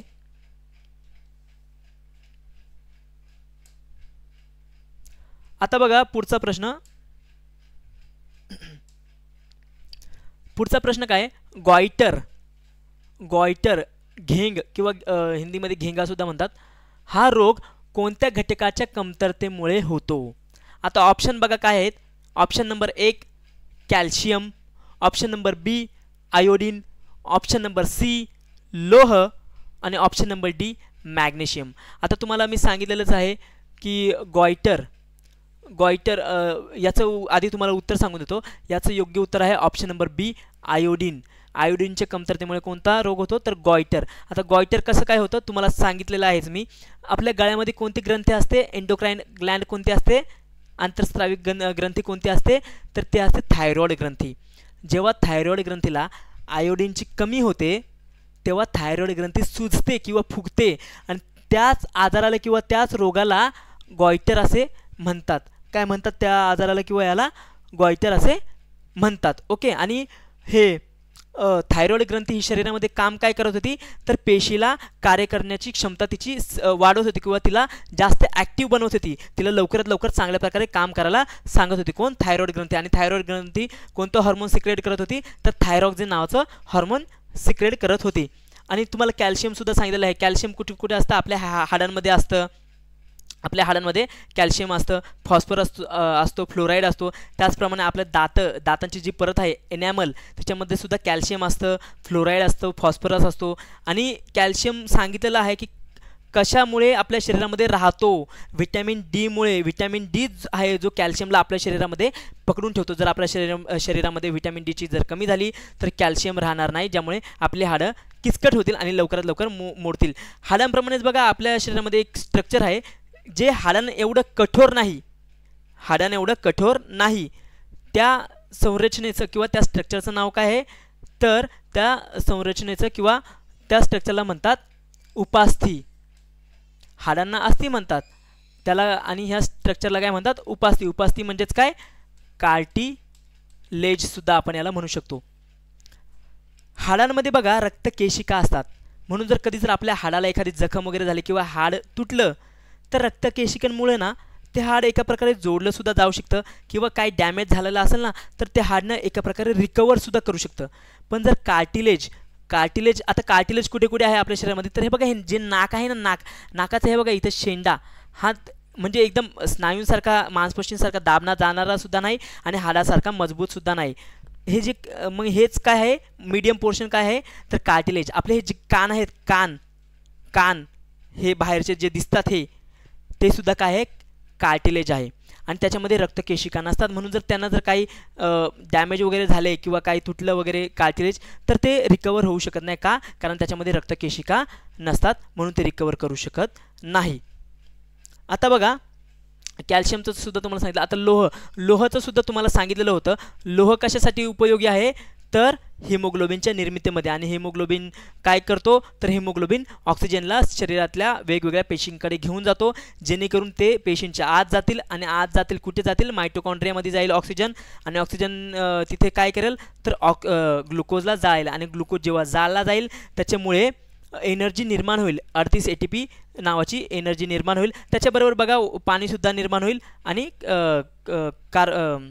कार्बन डायऑक्साईडसुद्धा वायू तयार होईल ATP 38 ATP सोबत. आणि एक ग्लुकोजचा मॉलिक्यूल जाळल्यामुळे 38 ATP एनर्जी तयार होते. म्हणून लोहाची खूप गरज आहे. आणि हे सुद्धा सांगितलेलं आहे की लोह ह्या ज्या स्त्रियांनी बाळाला जन्म दिला त्यांच्या शरीरामध्ये लोहाची कमतरता होते. आणि लोहाची कमतरता झाल्यामुळे काय? हिमोग्लोबिनची निर्मिती कमी होते. म्हणून ज्या स्त्रियांनी बाळाला जन्म दिला त्यांना एनिमिया नावाचा रोग किंवा आजारसुद्धा होऊ शकतो. आणि जर तो भरून काढायचा असेल तर त्या स्त्रियांना लोहयुक्त पदार्थ खायला देतात. कशामध्ये लोह असतं? तर गूळ झालं किंवा हिरव्या पालेभाज्या तुम्ही त्या स्त्रियांना देऊ शकता ज्या स्त्रियांनी बाळाला जन्म दिलाय त्यांना. आता मॅग्नेशियम बघा काय करतो? आपल्या शरीरामध्ये जे सोडियम आहे, सोडियमचं आधी तुम्हाला काम सांगतो मी. सोडियम आपल्या शरीरामध्ये काय करतो? आपल्या शरीरामध्ये जो सोडियम आहे किंवा एका प्रकारे मीठ सुद्धा म्हणू शकतो, तो ना आपल्या शरीरामध्ये पाणी धरून ठेवण्याचं काम करतो. जर आपल्या शरीरामध्ये सोडियमची कमी झाली किंवा एका प्रकारे मिठाची कमी झाली तर आपल्या शरीरामध्ये पाणी टिकून राहत नाही, पाणी निघून जातं. म्हणून जर आपल्या शरीरामध्ये जर पाणी टिकवायचं असेल तर आपल्याला सोडियमची गरज आहे. उन्हाळा वगैरे असेल तर बघा, उन्हाळ्यामध्ये आपल्याला शरीरामध्ये पाण्याची भरपूर गरज असते. त्यामुळे उन्हाळ्यामध्ये आपल्या शरीरामध्ये सोडियमसुद्धा घेण्याची आपल्याला गरज आहे. कारण सोडियम जर आपण खाल्लं तर त्याच्याबरोबरच सोडियम पाणी टिकून ठेवेल. जर सोडियम जर निघून गेला तर सोडियम म्हणतो मैं अकेले नहीं जाएगा, मैं पाणी को भी लेके जाएगा. मग सोडियम पाण्याला सुद्धा घेऊन जातो. कधी कधी आपल्या शरीरामध्ये हाय BP असतो. हाय BP म्हणजे high blood pressure. For example समजा हे हृदय आहे, हे असं समजू की हृदय आहे. हे हृदय माना. आणि ही एका प्रकारे धमनी आहे. हृदय जो आहे ना तो इथे रक्तप्रवाह हृदय करतोय. आणि इथे हाय BP आहे म्हणजे एका प्रकारे हे जे कॉन्ट्रॅक्ट झाले, म्हणजे ही जी धमनी आहे ही एका प्रकारे कॉन्ट्रॅक्ट म्हणजे किंवा अरुंद झाली आहे, किंवा हिच्यामध्ये जे रक्त आहे ना त्याचं व्हॉल्यूम वाढलं आहे. काय म्हटलं मी? हाय BP मध्ये काय होतं किंवा हाय ब्लड प्रेशर, हायपरटेन्शनमध्ये काय होतं? जी ही धमनी असते ना तिची रुंदी कमी होते आणि किंवा जे रक्त असेल ना त्याचं व्हॉल्यूम वाढतं. आता व्हॉल्यूम कसं वाढतं? तुम्ही जर कधी काही लग्नांमध्ये वगैरे गेला असेल तर तिथं भाजी वगैरे किंवा डाळ वगैरे समजा की कमी झाली तर लोक काय म्हणतात? त्या डाळीमध्ये पाणी होता, म्हणजे डाळीचं एका प्रकारे व्हॉल्यूम वाढवा. डाळीमध्ये पाणी ओतून डाळीचं व्हॉल्यूम वाढवा. आता इथं ब्लड आहे, जर ब्लडमध्ये जर शरीरामध्ये सोडियम जास्त झालं तर सोडियम काय करेल तर जास्त प्रमाणामध्ये आपल्या शरीरामध्ये पाणी साठवून ठेवेल आणि जर ते पाणी जास्त झालं तर हृदय काय करेल तेच पाणी ह्या रक्तामध्ये सुद्धा टाकेल आणि रक्तामध्ये जर पाणी टाकलं तर रक्ताचा एका प्रकारे व्हॉल्यूम वाढेल. आधी रक्त एवढं होतं, आता पाणी टाकलं आणि रक्ताचा व्हॉल्यूम वाढला. मग आता ही आधीच जी धमनी आहे ती अरुंद आहे आणि ते रक्ताचा फ्लो किंवा रक्तसुद्धा भरपूर प्रमाणामध्ये झालं. मग तुम्ही विचार करा या धमनींवर किती आतल्या बाजूने इथून किती प्रेशर पडेल, इथे किती प्रेशर पडेल, भरपूर प्रमाणामध्ये प्रेशर पडेल आणि यालाच म्हणायचं हाय BP किंवा हाय ब्लड प्रेशर. म्हणजे ब्लडचा प्रेशर पडतो एका प्रकारे इथे. तुम्हाला असा सुद्धा प्रश्न पडला असेल की हाय ब्लड प्रेशरमध्ये ज्या शरीरातल्या पेशी असतात त्यांना योग्य प्रमाणामध्ये ऑक्सिजन मिळत असेल किंवा योग्य प्रमाणामध्ये रक्त मिळत असेल तर बघा तसं होत नाही. का? कारण शरीरामध्ये ना कुठे ना कोलेस्ट्रॉल असतं. ते कोलेस्ट्रॉल ह्या रक्ताला अडवायचं सुद्धा प्रयत्न करतं आणि मध्ये काही वेगवेगळे ब्लॉकेजसुद्धा असतात. त्यामुळे हे रक्त अडलं जातं आणि हृदयाला म्हणा किंवा शरीरातल्या वेगवेगळ्या अवयवांना त्यांच्या पेशींना ऑक्सिजन किंवा रक्त व्यवस्थितपणे मिळत नाही आणि तिथे ग्लुकोज जाळला जात नाही. त्यामुळे एनर्जीची निर्मिती होत नाही. आता हे तुम्हाला समजवण्यासाठी मी तुम्हाला आणखी एक एक्झाम्पल देतो. फॉर एक्झाम्पल समजा हा रोड आहे, हा एक रस्ता आहे आणि ह्या रस्त्यावर समजा आधी भरपूर गाड्या होत्या, आधीपासूनच भरपूर गाड्या होत्या आणि काही कालानंतर भरपूर गाड्या आणखी आल्या. मग इथं ट्रॅफिक झालं का नाही? गाड्यांना पुढे जाण्यासाठी तर वेळ लागेलच ना भरपूर प्रमाणामध्ये ट्रॅफिक झाल्यामुळे. तसंच इथं झालं, आधीच भरपूर रक्त होतं आणि त्याच्यामध्ये पाणी मिक्स झालं, त्याच्यामुळे रक्ताचं व्हॉल्यूम वाढलं म्हणून इथे सुद्धा भरपूर प्रमाणामध्ये ट्रॅफिक निर्माण झालं. म्हणून हे रक्ताला ना सुद्धा पुढे जाण्यासाठी वेळ लागतो. कधी रक्त पटकन पुढे जातं, कधी जर ब्लॉकेज नसतील इथे तर रक्त व्यवस्थितपणे पुढे जातं पण मध्ये लगेच थांबतं. म्हणजे एका प्रकारे जातं थांबतं पण जातं थांबतं. असं करता त्या व्यक्तीच्या शरीरामध्ये योग्य प्रमाणामध्ये ऑक्सिजन जात नाही आणि तो व्यक्तीना चिडचिड करतो. तुम्ही बघा ज्या व्यक्तीला हाय ब्लड प्रेशर किंवा हायपर टेन्शन असेल ना तो व्यक्तीनं भरपूर चिडचिड करतो. आणि चिडचिड का करतो? कारण त्याला त्याच्या शरीरामध्ये एनर्जी राहत नाही. मध्येच एनर्जी येते मध्येच जाते, ऑक्सिजन भेटतो जातो येतो जातो असंच होतं. आणि त्या व्यक्तीला कधी ना हार्ट अटॅकसुद्धा येतो. का? कारण त्याच्या शरीरामध्ये जो हे हृदय आहे ना, हृदयासोबत सुद्धा असंच होतं. हृदयाच्या ज्या पेशी असतात ना त्या हृदयाच्या पेशींना सुद्धा ऑक्सिजन व्यवस्थितपणे मिळत नाही म्हणून त्या व्यक्तीला कधी हार्ट अटॅकसुद्धा येऊ शकतो. आता हे झालं हाय ब्लड प्रेशरचं. आता लो ब्लड प्रेशरचं तुम्हाला सांगतो. लो ब्लड प्रेशरमध्ये काय होईल? लो ब्लड प्रेशरमध्ये हे जे ब्लड वाहते ना याचा ब्लड वाहते म्हणजे याच्यामध्ये पाणीसुद्धा होतं, ते पाणी निघून जातं. एका प्रकारे पाणी जर निघून गेलं रक्तातलं म्हणजे रक्ताचा व्हॉल्यूम कमी होईल. म्हणजे एका प्रकारे रक्ताचा व्हॉल्यूम, रक्त कमी नाही होणार हा. रक्त कमी होणं म्हणजे हिमोग्लोबिन कमी होणं आणि रक्त वाढणं म्हणजे हिमोग्लोबिनची संख्या वाढणे. म्हणून इथे हिमोग्लोबिनची संख्या कमी होत नाही तर इथं पाणी निघून जातं. हिमोग्लोबिन तसंच राहील, पाणी निघून जाईल म्हणजे एका प्रकारे रक्ताचा व्हॉल्यूम कमी होईल. रक्ताचा व्हॉल्यूम कमी होईल इथे कशात? लो BPमध्ये किंवा रक्ताचा व्हॉल्यूम तरी कमी होईल किंवा ही जी रुंदी आहे धमन्यांची ही तरी वाढेल. ही एवढी होती आधी, ही वाढेल, जास्त होईल. म्हणजे रक्ताचा व्हॉल्यूम तरी कमी होईल किंवा ही जागा तरी धमनीची जागा वाढेल. म्हणजे जास्त मोठी होणार नाही, ती कॉन्ट्रॅक्ट झालेली ना ती फक्त रिलॅक्स होईल. आणि रिलॅक्स कशी होईल माहिती आहे का? तिला रिलॅक्स करण्यासाठी मॅग्नेशियम हा घटक खूप महत्त्वाचा आहे. जर एखाद्या व्यक्तीला जर हाय BP असेल आणि त्याच्या शरीरामध्ये जर मॅग्नेशियम गेला तर ही जी जागा आहे, अरुंद जागा आहे ना, कॉन्ट्रॅक्ट झालेली जी धमनी आहे तिला रुंद करण्यासाठी मदत करतो. म्हणजे एका प्रकारे तिला रिलॅक्स करण्यासाठी मदत करतो. आणि जर धमनी जर व्यवस्थितपणे रिलॅक्स झाली तर तो ब्लड फ्लो व्यवस्थितपणे होतो आणि पेशींपर्यंत व्यवस्थितपर्यंत रक्त जातं. आणि जर पेशींपर्यंत व्यवस्थितपर्यंत रक्त गेलं तर रक्तामध्ये हिमोग्लोबिन असतो आणि हिमोग्लोबिनमध्ये काय असतं तर ऑक्सिजन असतो आणि व्यवस्थितपणे ऑक्सिजन पुरवठा शरीराला पेशींच्या सेल्सला होईल आणि ज्याच्यामुळे एनर्जी चांगल्या प्रकारे निर्मित होईल. आणि जर शरीरामध्ये जर पुन्हा जर एखाद्याला जर लो BP असेल तर लो BPमध्ये त्याला काय द्या तर त्या लो BPमध्ये सोडियम खायला द्या. म्हणजे एका प्रकारे मीठ खायला द्या. मीठ जर शरीरामध्ये गेलं तर त्याच्या शरीरामध्ये पाणी टिकेल आणि पाणी टिकलं तर मग इथे रक्ताचं व्हॉल्यूम वाढेल. रक्ताचं व्हॉल्यूम वाढलं की पुन्हा लो ब्लड प्रेशर असलेला व्यक्ती मेंटलमध्ये ब्लड प्रेशर घेऊन जाऊ शकतो. हे हाय BP आणि लो BP तुम्हाला सांगितलं मी. आणि मॅग्नेशियमचं काय सांगितलं?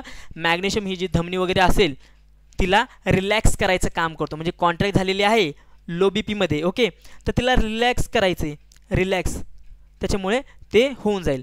आता बघा पुढचा प्रश्न घेऊ, पेलाग्रा. पुढचा प्रश्न बघा, पेलाग्रा हा रोग कोणत्या व्हिटॅमिनच्या अभावामुळे होतो? कोणता रोग सांगितला? पेलाग्रा. आता इथं ऑप्शन बघा काय आहेत. ऑप्शन आहे ए व्हिटॅमिन B1, बी म्हणजे option number B vitamin B2, option number C vitamin B3 ज्याला नायसिन सुद्धा म्हणतात, आणि चौथा ऑप्शन आहे option number D vitamin B6. तर बघा पेलाग्रा सांगितला आहे. कोणता रोग सांगितला आहे? तर पेलाग्रा रोग सांगितला आहे, पेलाग्रा. आता पेलाग्रा याचं उत्तर काय आहे? याचं उत्तर आहे option number C vitamin B3 म्हणजेच नायसिन. नायसिनच्या कमतरतेमुळे किंवा अभावामुळे पेलाग्रा हा रोग होतो किंवा आजार होतो. आता पेलाग्रामध्ये होतं काय? पेलाग्रामध्ये ना व्यक्तीला भरपूर प्रमाणामध्ये जुलाब होतात. आता जुलाब जर व्यक्तीला झाले तर जुलाबामध्ये काय असतं रे? भरपूर प्रमाणामध्ये पाणी असतं. आता पाणीसुद्धा का निघालं? कारण शरीरामधून एका प्रकारे मीठ निघालं, सोडियम निघालं. आता मी तुम्हाला सांगितलंच की सोडियम निघालं म्हणजे पाणी निघालं. जेव्हा व्यक्तीला पेलाग्रा होतो तेव्हा त्याला जुलाब होतात आणि जुलाबामधून मीठ किंवा सोडियम म्हणू शकता आणि पाणी भरपूर प्रमाणामध्ये निघून जातं. म्हणून ज्या पण व्यक्तीला पेलाग्रा झाला आहे ना त्याला तुम्ही ORS देऊ शकता. ORS solution. ORS म्हणजे काय? ओरल रिहायड्रेशन सोल्युशन तुम्ही त्याला देऊ शकता. आता ORS म्हणजे काय? लिंबू पाणी नाही, फक्त काही घटक असतात त्याच्यामध्ये पाणी असतं. का? कारण व्यक्तीला जुलाब झालं आहे, पेलाग्रा झाला आहे म्हणजे जुलाब झालेत भरपूर प्रमाणामध्ये, म्हणून त्याला पाणी पाहिजे. त्याच्यासोबत मीठ असेल. आता मीठ का पाहिजे? कारण तुम्ही जर फक्त पाणी पिलात तर ते पाणी पुन्हा निघून जाऊ शकतं. म्हणून जर तुमच्या शरीरामध्ये सॉल्ट असेल, मीठ असेल, सोडियम असेल म्हणजे तर ते पाण्याला टिकून ठेवेल. आणि थोड्या प्रमाणामध्ये साखर का? कारण ग्लुकोजची सुद्धा का होईना कमी झालेली असेल. म्हणून शरीरामध्ये जर ग्लुकोज वगैरे पण व्यवस्थित प्रमाणामध्ये गेला तर ऑक्सिजन पुरवठा होतोच आहे आणि तो ग्लुकोज जाळला जाईल. आणि बघा जुलाब झालेला व्यक्तीसुद्धा गळून जातो. म्हणून जर तो ग्लुकोज जाळला गेला ना तो व्यक्ती पुन्हा एनर्जेटिक होईल. म्हणून ORS हे खूपच महत्त्वाचं आहे. कोणासाठी? तर ज्या व्यक्तीला पेलाग्रा हा रोग झालेला आहे त्याच्यासाठी. आता बघा व्हिटॅमिन B1 बद्दल सुद्धा माहिती घेऊ. ज्या प्रकारे व्हिटॅमिन B3 ला नायसिन म्हणतात त्या प्रकारे व्हिटॅमिन B1 ला काय म्हणतात रे? तर त्या प्रकारे व्हिटॅमिन B1 ला म्हणतात थायमिन. काय म्हणतात? थायमिन म्हणतात.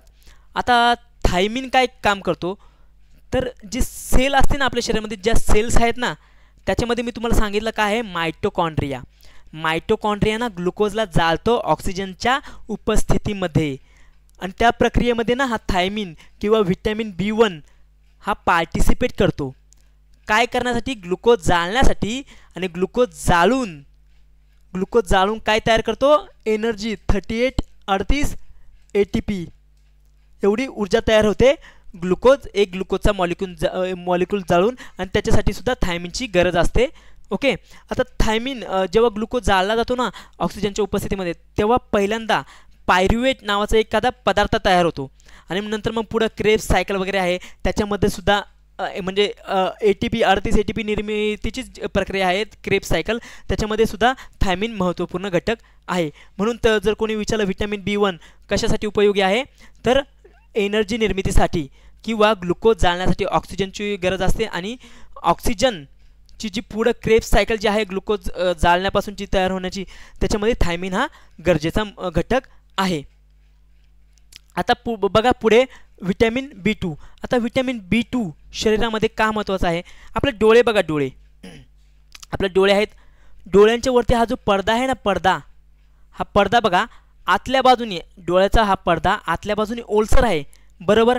आता आतल्या बाजूने ओलसर असल्यामुळे आपण जेव्हा डोळे उघडतो किंवा बंद होतो तेव्हा आपल्या डोळ्यांना काय फरक पडत नाही कारण तो भाग ओलसर आहे म्हणून डोळे चांगल्या पद्धतीने बंद होतात उघडतात. पण जर व्हिटॅमिन B2 ची जर कमी झाली शरीरामध्ये, जेव्हा व्हिटॅमिन B2 ची कमी होते तेव्हा हा डोळ्यांचा जो पडदा आहे ना तो ना आतल्या बाजूने कोरडा होतो, सुखा होतो एका प्रकारे रखरखीत होतो.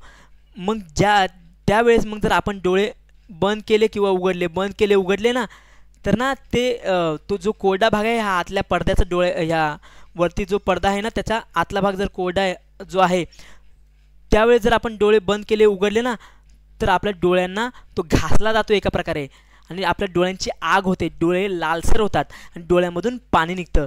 म्हणून जर तो जर त्रास तुम्हाला काढून टाकायचा असेल आणि डोळ्याचा जो तो पडदा आतून जर ओलसर ठेवायचा असेल तर त्यासाठी व्हिटॅमिन B2ची गरज आहे.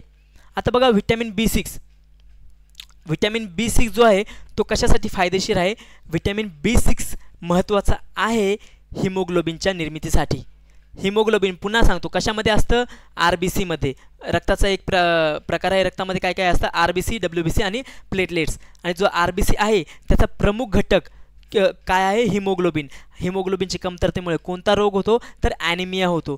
जेव्हा जास्त प्रमाणामध्ये रक्त वाहून जातं किंवा हिमोग्लोबिनची कमतरता होते तेव्हा त्या रोगाला काय म्हणतात? आजाराला काय म्हणतात? तर ॲनिमिया असे म्हणतात. आणि ॲनिमिया किंवा हिमोग्लोबिनच्या निर्मितीसाठी काय लोहाची गरज असते किंवा व्हिटॅमिन B6ची सुद्धा गरज असते. आणि मी तुम्हाला सांगितलंच आहे हिमोग्लोबिन काम काय करतो? तर हिमोग्लोबिन ह्या लंग्सकडून फुफ्फुसांकडून ऑक्सिजन घेतो आणि जाऊन शरीराच्या वेगवेगळ्या पेशींपर्यंत पोहोचवतो. त्या पेशी काय करतात? ऑक्सिजन नेतात मायटोकॉन्ड्रियाकडे. मायटोकॉन्ड्रिया काय करतो? स्वतःकडे असलेला ग्लुकोज त्या ऑक्सिजनला म्हणतो की ह्या ग्लुकोजला जाळ. आणि जेव्हा ग्लुकोज जाळला जातो तेव्हा 38 ATP ॲडेनोसिन ट्रायफॉस्फेट तयार होतं. आणि व्हिटॅमिन B6 ज्या प्रकारे हिमोग्लोबिनच्या निर्मितीमध्ये उपयोग आहे त्या प्रकारे आणखी एक व्हिटॅमिन आहे व्हिटॅमिन B12. व्हिटॅमिन B12चा बघा प्रमुख घटक जो आहे ना तो कोबाल्ट आहे. काय आहे? कोबाल्ट हा व्हिटॅमिन B12चा प्रमुख घटक आहे. व्हिटॅमिन B12 ना RBCच्या निर्मितीमध्ये प्रमुख काम करतो. RBCच्या निर्मितीमध्ये जर तुमच्या शरीरामध्ये CO कोबाल्टची जर कमी झाली तर व्हिटॅमिन B12 सुद्धा कमी राहील. जर शरीरामध्ये कोबाल्टची कमी झाली तर व्हिटॅमिन B12 सुद्धा कमी राहील. आणि व्हिटॅमिन B12 जर कमी राहिला तर तुमच्या शरीरामध्ये RBCची निर्मिती होणार नाही. आणि RBCचा प्रमुख घटक कोणता आहे सांगितलं आहे मी? हिमोग्लोबिन. हे तुमच्या लक्षात राहिलं पाहिजे. आता बघा आपण हा प्रश्न झालेला आहे. आता आपण पुढचा प्रश्न घेऊयात. हां, हे बघा खूप चांगला प्रश्न आहे. बघा गर्भवती महिलांना रक्ताल्पता म्हणजेच काय? ॲनिमिया. मी आत्ता सांगितलं तुम्हाला ॲनिमिया. काय? ॲनिमिया. गर्भवती महिलांना रक्ताल्पता म्हणजेच ॲनिमिया टाळण्यासाठी कोणते खनिज प्रामुख्याने दिले जाते? आता सांगा याचं उत्तर काय? याचं उत्तर मी तुम्हाला आत्ताच माझ्या मी तुम्हाला सांगितली थ्योरी वगैरे काय त्याच्यामध्ये मी तुम्हाला हे एक्सप्लेन केलेलं आहे. गर्भवती महिलांना ॲनिमिया टाळण्यासाठी कोणते खनिज दिले जाते रे? तर इथे ऑप्शन वाचत सुद्धा नाही, मी डायरेक्ट तुम्हाला उत्तर सांगतो. तर याचं उत्तर आहे ऑप्शन नंबर B, लोह. का रे लोह का दिलं जातं? कारण स्त्रिया गर्भवती महिलांना रक्ताल्पता ॲनिमिया त्यांचं भरपूर बाळाला जन्म दिल्यानंतर त्यांच्या शरीरामधून भरपूर प्रमाणामध्ये रक्त हे निघून जातं. आणि रक्त निघून गेलं म्हणजे एका प्रकारे त्यांच्या शरीरामधून असं सुद्धा म्हणू शकतो की हिमोग्लोबिन एका प्रकारे निघून गेला. आणि हिमोग्लोबिनच्या निर्मितीमध्ये कोणता घटक असतो महत्त्वाचा? तर तो लोह. आता जेव्हा त्या स्त्रियांचं रक्त भरपूर प्रमाणामध्ये निघून जातं, हिमोग्लोबिन निघून गेला तर त्या स्त्रिया एका प्रकारे गळून जातात. त्यांचं शरीर ना तुम्ही बघा डाऊन होऊन जातं पूर्ण प्रकारे. म्हणून त्यांना लोहयुक्त पदार्थ खायला दिले जातात. मी काय सांगितलं? पालक किंवा गूळ वगैरे आणि जे हिरव्या पालेभाज्या आहेत त्यामध्ये लोह भरपूर प्रमाणामध्ये असतं ते तुम्ही त्यांना देऊ शकता. जेव्हा लोह त्यांच्या शरीरामध्ये जाईल तेव्हा हिमोग्लोबिनची निर्मिती होत राहील. हिमोग्लोबिनची जर रक्तामध्ये निर्मिती होत राहिली तर हिमोग्लोबिन काय करेल? जास्तीत जास्त प्रमाणामध्ये ऑक्सिजन सेल्सला नेऊन देईल. आणि सेल्स काय करतील? तर ग्लुकोजला जाळण्याचं सेल्स काय करतील? ऑक्सिजनच्या उपस्थितीमध्ये ग्लुकोजला जाळण्याचं काम करतील मायटोकॉन्ड्रियामध्ये. आणि जर ग्लुकोज जाळला गेला तर एनर्जी निर्माण होईल आणि मग ती स्त्री पुन्हा खूप ताजेतवानी होईल, एनर्जी मिळेल त्या स्त्रीला. ओके. आता झिंकसुद्धा तुम्हाला सांगितलेलं आहे. झिंक कशामध्ये फायदेशीर आहे? तर WBC. आणि WBCचं तुम्हाला काय सांगितलं मी? WBC ही आपल्या प्रतिरक्षा तंत्रासाठी खूपच उपयोगी आहे. आपल्याला रोगांपासून संरक्षण करण्यासाठी WBCची गरज असते. व्हाईट ब्लड सेल्सची गरज असते. आणि WBCलाच काय म्हणतात रे? मी तुम्हाला सांगितलेलं WBCलाच ल्युकोसाईट असे म्हणतात. ल्युकोसाईट्स. आणि WBCचा एक प्रकार आहे. WBCला काय म्हणतात? ल्युकोसाईट. आणि WBCचा एक प्रकार आहे त्याला म्हणतात लिम्फोसाईट. लिम्फोसाईटमध्ये सुद्धा सांगितलं काय? T लिम्फोसाईट आणि B लिम्फोसाईट. तर जो T आहे त्याच्यामध्ये सुद्धा T1 T2 असे मिळून भरपूर आहेत. आणि त्यातला जो T4 आहे तो कोणताही आजार म्हणजे एखादा विषाणू किंवा जीवाणू आला तर कोण जातो युद्ध करायला? T4. आणि T4 काय करतं? T4 जेव्हा त्या जीवाणूशी किंवा विषाणूशी युद्ध करतो तेव्हा तिथं काय इंटरल्युकिन नावाचा पदार्थ तयार होतो. इंटरल्युकिन काय करतं? आपल्या प्रतिरक्षा तंत्राला जागी करण्याचं काम करतं. म्हणून WBC सुद्धा खूप महत्त्वाचं आहे. आता आयोडीनचं सुद्धा सांगितलं. आयोडीनचा सुद्धा आताच प्रश्न झाला की एक रोग होतो गॉयटर. थायरॉइड ग्रंथी जी आहे इथं ती जेव्हा सुजते ना तेव्हा गॉयटर नावाचा आजार होतो. काय? थायरॉइड ग्रंथी जेव्हा सुजते. आपल्या शरीरामध्ये जर आयोडीन व्यवस्थित प्रमाणामध्ये असेल तर ती ग्रंथी सुजणार नाही, व्यवस्थितपणे चांगल्या प्रकारे काम करेल. आता बघा, आयोडीनच्या कमतरतेमुळे मी तुम्हाला काय सांगितलं? गॉयटर रोग होतो. थायरॉइड ग्रंथी जेव्हा सुजते तेव्हा गॉयटर रोग होतो. आणि थायरॉइड ग्रंथी काय काम करत होती? तर थायरॉक्सिन नावाचं हॉर्मोन सिक्रेट करत होते. आणि ते हॉर्मोन काय करत होतं? तर सेल्सला सक्रिय करत होतं की बाबा तू चांगल्या प्रकारे काम कर. त्याच्यामध्ये जो मायटोकॉन्ड्रिया आहे त्याला म्हणत होतं तू ग्लुकोजला व्यवस्थितपणे जा आणि लवकरात लवकर ह्या व्यक्तीच्या शरीरामध्ये एनर्जी निर्माण कर. हे कोण करत होतं? तर थायरॉइड ग्रंथीमुळे निर्माण झालेलं थायरॉक्सिन नावाचं हॉर्मोन. आता जर तुमच्या शरीरामध्ये जर आयोडीनच नसेल तर थायरॉइड ग्रंथी व्यवस्थितपणे काम करणार नाही. थायरॉइड ग्रंथीने जर व्यवस्थितपणे काम केलं नाही तर थायरॉक्सिन नावाचं हॉर्मोन सिक्रेट होणार नाही. आणि जर थायरॉक्सिन नावाचं हॉर्मोन सिक्रेट झालं नाही तर पेशीची जी सक्रियता आहे ना ती निष्क्रियतामध्ये सुद्धा बदलू शकते. म्हणजे पेशींचं काम करणं सुद्धा डाऊन होऊ शकतं. पेशी कंटाळासुद्धा करू शकतील. का? कारण पेशी म्हणतील की अरे तू तर आयोडीन तुझ्या शरीरामध्ये नाहीच आहे, आयोडीन नाही म्हणून थायरॉक्सिन मला भेटलं नाही आणि भेटलं नाही म्हणूनच मी निष्क्रिय झाले. आणि जर निष्क्रिय झाले तर ग्लुकोज व्यवस्थितपणे जाळला जाणार नाही. ग्लुकोज जर व्यवस्थितपणे जाळला गेला नाही तर आपल्या शरीरामध्ये काय होईल? एनर्जीची निर्मिती होणार नाही. आपले हातपाय गळून पडतील. आणि मेंदू आणि ग्लुकोजला तुम्हाला काय सांगितलं? ग्लुकोजचीच एनर्जी कोण वापरतं? मेंदू. आणि मेंदूला जर ग्लुकोजची एनर्जी भेटली ना तर मेंदूसुद्धा काम करणं बंद होईल. लोक काय करतील? वेड्यासारखं करतील. फ्लोराईड बघा, फ्लोराईड हाडांसाठी सुद्धा खूप उपयोगी आहे. आणि दातांची एनेमलची जी परत आहे ना तिच्यामध्ये सुद्धा काय आहे? मी म्हटलं दातांची जी ही एनेमलची परत आहे ह्या रक्तकेशिका म्हणू शकता.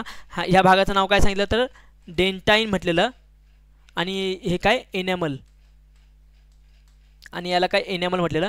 आणि एनेमलचा प्रमुख घटक कोणता आहे? तर फ्लोराईड हा एनेमलचा प्रमुख घटक आहे. आणि तो एनेमलमध्ये असतो प्रमुख घटक कोणता आहे? फ्लोराईड. आता फ्लोराईड जो आहे ना आपल्या तोंडामध्ये दातांवर असतो त्याच्यामुळे ना काही तो बॅक्टेरियाला मारण्याचं सुद्धा काम करतो. बघा, आपल्या तोंडामध्ये जर काही बॅक्टेरिया असेल ना तर एनेमलच्या परतमध्ये असलेला जो फ्लोराईड आहे ना त्या बॅक्टेरियाला एका प्रकारे मारायचं सुद्धा काम करतो. म्हणून आपल्या तोंडाला किंवा तोंडाच्या आतल्या भागाला एका प्रकारे निर्जंतुकीकरण करण्याचं कामसुद्धा कोण करतं? तर फ्लोराईड करतो. आणि फ्लोराईड कॅल्शियम आणि फॉस्फरस यांना पकडून ठेवण्याचं काम कोण करतं? तर व्हिटॅमिन डी. आणि आणखी एक ग्रंथी सांगितली कोणती? इथं गळ्यामध्ये ग्रंथी आहे थायरॉइड ग्रंथी. आणि थायरॉइड ग्रंथीच्या आजूबाजूला एक कोणती ग्रंथी आहे? तर पॅराथायरॉइड नावाची एक ग्रंथी आहे. ती ग्रंथीसुद्धा काय करते? व्हिटॅमिन डी सारखं काम करते. म्हणजे कॅल्शियम म्हणा किंवा फॉस्फरस फ्लोराईड धरून ठेवण्याचं काम करते. आणि धरून ठेवून ते दातामध्ये किंवा शरीराच्या हाडांमध्ये जमा करते. ओके, आता हा प्रश्नसुद्धा झालेला आहे. आता बघा, मी पुढील प्रश्न घेतो. पुढील प्रश्न बघा, मानवी शरीराला उष्मांक म्हणजेच काय? कॅलरीज जास्तीत जास्त कुठून मिळते किंवा कुठून मिळतो? ऑप्शन वाचतो. ऑप्शन नंबर 1 प्रथिने, ऑप्शन नंबर बी कार्बोहायड्रेट, ऑप्शन नंबर सी जीवनसत्वे, ऑप्शन नंबर डी खनिजे. आता मानवी शरीरात सर्वात जास्त कॅलरीज कुठून मिळतो? तर याचं उत्तर तुम्हाला सांगतो. याचं उत्तर आहे ऑप्शन नंबर बी कार्बोहायड्रेट. बघा, मी तुम्हाला सांगितलेलं आहे, पुन्हा एकदा सांगतो. मानवी शरीरामध्ये सर्वात जास्त एनर्जी ही कोणापासून मिळते? तर ती आहे कार्बोहायड्रेट. ती कोण आहे? कार्बोहायड्रेट. पण जर तुम्हाला विचारलं 1 ग्रॅम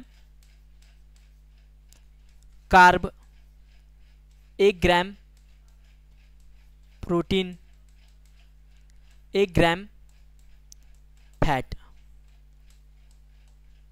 याच्यामध्ये सर्वात जास्त एनर्जी कोण देणार? म्हणजे 1 ग्रॅम कार्बोहायड्रेट सर्वात जास्त एनर्जी देणार, 1 ग्रॅम प्रोटीन देणार की 1 ग्रॅम फॅट देणार? तर याच्यामध्ये सर्वात जास्त एनर्जी कोण देणार? तर फॅट देणार. फॅट किती कॅलरी एनर्जी देणार किंवा किती कॅलरी ऊर्जा देणार? तर 9 कॅलरी ऊर्जा 1 ग्रॅम फॅट देणार. प्रोटीन 1 ग्रॅम प्रोटीन किती कॅलरी ऊर्जा देणार? तर 1 ग्रॅम प्रोटीन 4 कॅलरी देणार. आणि 1 ग्रॅम कार्बोहायड्रेट पण किती 4 कॅलरी ऊर्जा देणार. तुम्हाला मी एक गोष्ट सांगतो, प्रोटीन जो आहे ना, प्रोटीन, आता कार्बोहायड्रेट मग तुम्हाला सांगितलं की कार्बोहायड्रेट जेव्हा एक मॉलिक्यूल दुसऱ्या मॉलिक्यूलला जोडला जातो, आधी काय ग्लुकोज होता, नंतर जेव्हा 2 मॉलिक्यूल होता तेव्हा डायसॅक्राइड, आणि जेव्हा जास्त मॉलिक्यूल एकमेकांना जोडले जाते तेव्हा त्याला पॉलिसॅक्राइड. म्हणजे जेव्हा एक मॉलिक्यूल कार्बोहायड्रेटचा दुसऱ्या मॉलिक्यूलला जोडला जातो ना, तर तो कशाच्या सहाय्याने जोडला जातो, म्हणजे तिथे बॉन्ड कोणता असतो, तर तो जो बॉन्ड असतो ना कार्बोहायड्रेटमध्ये, तर तो असतो ग्लायकोसिडिक बॉन्ड. कुठे असतो, कार्बोहायड्रेटच्या एका मॉलिक्यूलला दुसऱ्या मॉलिक्यूल सोबत जोडण्यासाठी जो बॉन्ड वापरला जातो तो आहे ग्लायकोसिडिक बॉन्ड. आता बघा, प्रोटीनच्या एका मॉलिक्यूलला दुसऱ्या मॉलिक्यूलशी जोडण्यासाठी जो बॉन्ड वापरला जातो ना, त्या बॉन्डला काय म्हणतात, त्या बॉन्डला म्हणतात पेप्टाइड. त्या बॉन्डला म्हणतात पेप्टाइड बॉन्ड. आणि जर फॅटच्या एका मॉलिक्यूलला दुसऱ्या मॉलिक्यूलशी जोडायचं काम कोण करतात, कोणता बॉन्ड करतो, तर त्या बॉन्डचं नाव आहे इस्टर बॉन्ड. त्या बॉन्डचं नाव काय आहे, तर त्या बॉन्डचं नाव आहे इस्टर बॉन्ड. म्हणजे काय, तर कार्बोहायड्रेटला एकमेकांशी जोडण्यासाठी, कार्बोहायड्रेटच्या एका मॉलिक्यूलला दुसऱ्या मॉलिक्यूलशी जोडण्याचं काम कोण करतं, तर ग्लायकोसिडिक बॉन्ड. प्रोटीनच्या एका मॉलिक्यूलला दुसऱ्या मॉलिक्यूलशी जोडायचं काम कोण करतं, तर पेप्टाइड बॉन्ड. आणि फॅट किंवा चरबी आहे तिच्या एका मॉलिक्यूलला दुसऱ्या मॉलिक्यूलशी जोडण्यासाठी कोण मदत करतं, कोणता बॉन्ड मदत करतो, तर तो आहे इस्टर बॉन्ड. आता बघा, प्रथिनेबद्दल तुम्हाला आणखी काही थोडीशी माहिती सांगतो मी. आपल्या शरीरामध्ये जे प्रथिने आहेत ना, त्याचं बेसिक युनिट काय आहे, तर अमिनो ॲसिड. ज्या प्रकारे कार्बोहायड्रेटचं बेसिक युनिट किंवा मूलभूत एकक किंवा घटक आपण म्हणू शकतो ग्लुकोज आहे, त्याप्रकारे प्रथिनांचं मूलभूत घटक किंवा बेसिक युनिट जो आहे ना, तो अमिनो ॲसिड आहे. म्हणजे प्रथिनांचे जर तुकडे तुकडे तुकडे तुकडे करत गेलो ना, तर तो जो सिंगल मॉलिक्यूल उरेल ना, एखादा छोटासा कण म्हणू शकतो आपण प्रथिनांचा, तर त्याला काय म्हणायचं, अमिनो ॲसिड. आणि आपल्या शरीरामध्ये ना 20 प्रकारचे अमिनो ॲसिड असतात. किती, 20 प्रकारचे. 10 अमिनो ॲसिड अनावश्यक आणि 10 प्रकारचे आवश्यक. जे आवश्यक असतात ते आपल्या शरीरामध्ये नसतात, आणि जे अनावश्यक असतात ते आपल्या शरीरामध्ये असतात. आता अनावश्यक याचा अर्थ असा नाही की आपल्या शरीराला त्याची गरज नाही, त्याची गरज आहे, पण त्याला अनावश्यक का म्हटलेलं आहे, कारण ते आपल्या शरीरामध्ये आहेत. आणि आवश्यक बाकी 10ला आवश्यक का म्हटलेलं आहे, कारण ते आपल्या शरीरामध्ये नाहीत, त्यांना बाहेरून घेण्याची गरज आहे, म्हणून त्यांना आवश्यक म्हटलेलं आहे. ज्या प्रकारे कार्बोहायड्रेटमध्ये कार्बन असतो, हायड्रोजन असतो आणि ऑक्सिजन असतो. बरोबर, काय असतं, कार्बन असतो, हायड्रोजन असतो आणि ऑक्सिजन असतो. त्याप्रमाणे प्रोटीनमध्ये काय असतं रे, त्याप्रमाणे प्रोटीनमध्ये कार्बन असतो, हायड्रोजन असतो, पण ऑक्सिजन नसतो. ऑक्सिजनऐवजी असतो नायट्रोजन असतो. ऑक्सिजनऐवजी काय असतो, नायट्रोजन. आणि पुढचं काय राहिलं, फॅटमध्ये सुद्धा काय असतो, कार्बन असतो, हायड्रोजन असतो आणि इथे सुद्धा ऑक्सिजन असतो. कार्बोहायड्रेटमध्ये कार्बन, हायड्रोजन, ऑक्सिजन, प्रोटीनमध्ये कार्बन, हायड्रोजन, नायट्रोजन, आणि फॅटमध्ये कार्बन, हायड्रोजन आणि ऑक्सिजन हे घटक असतात.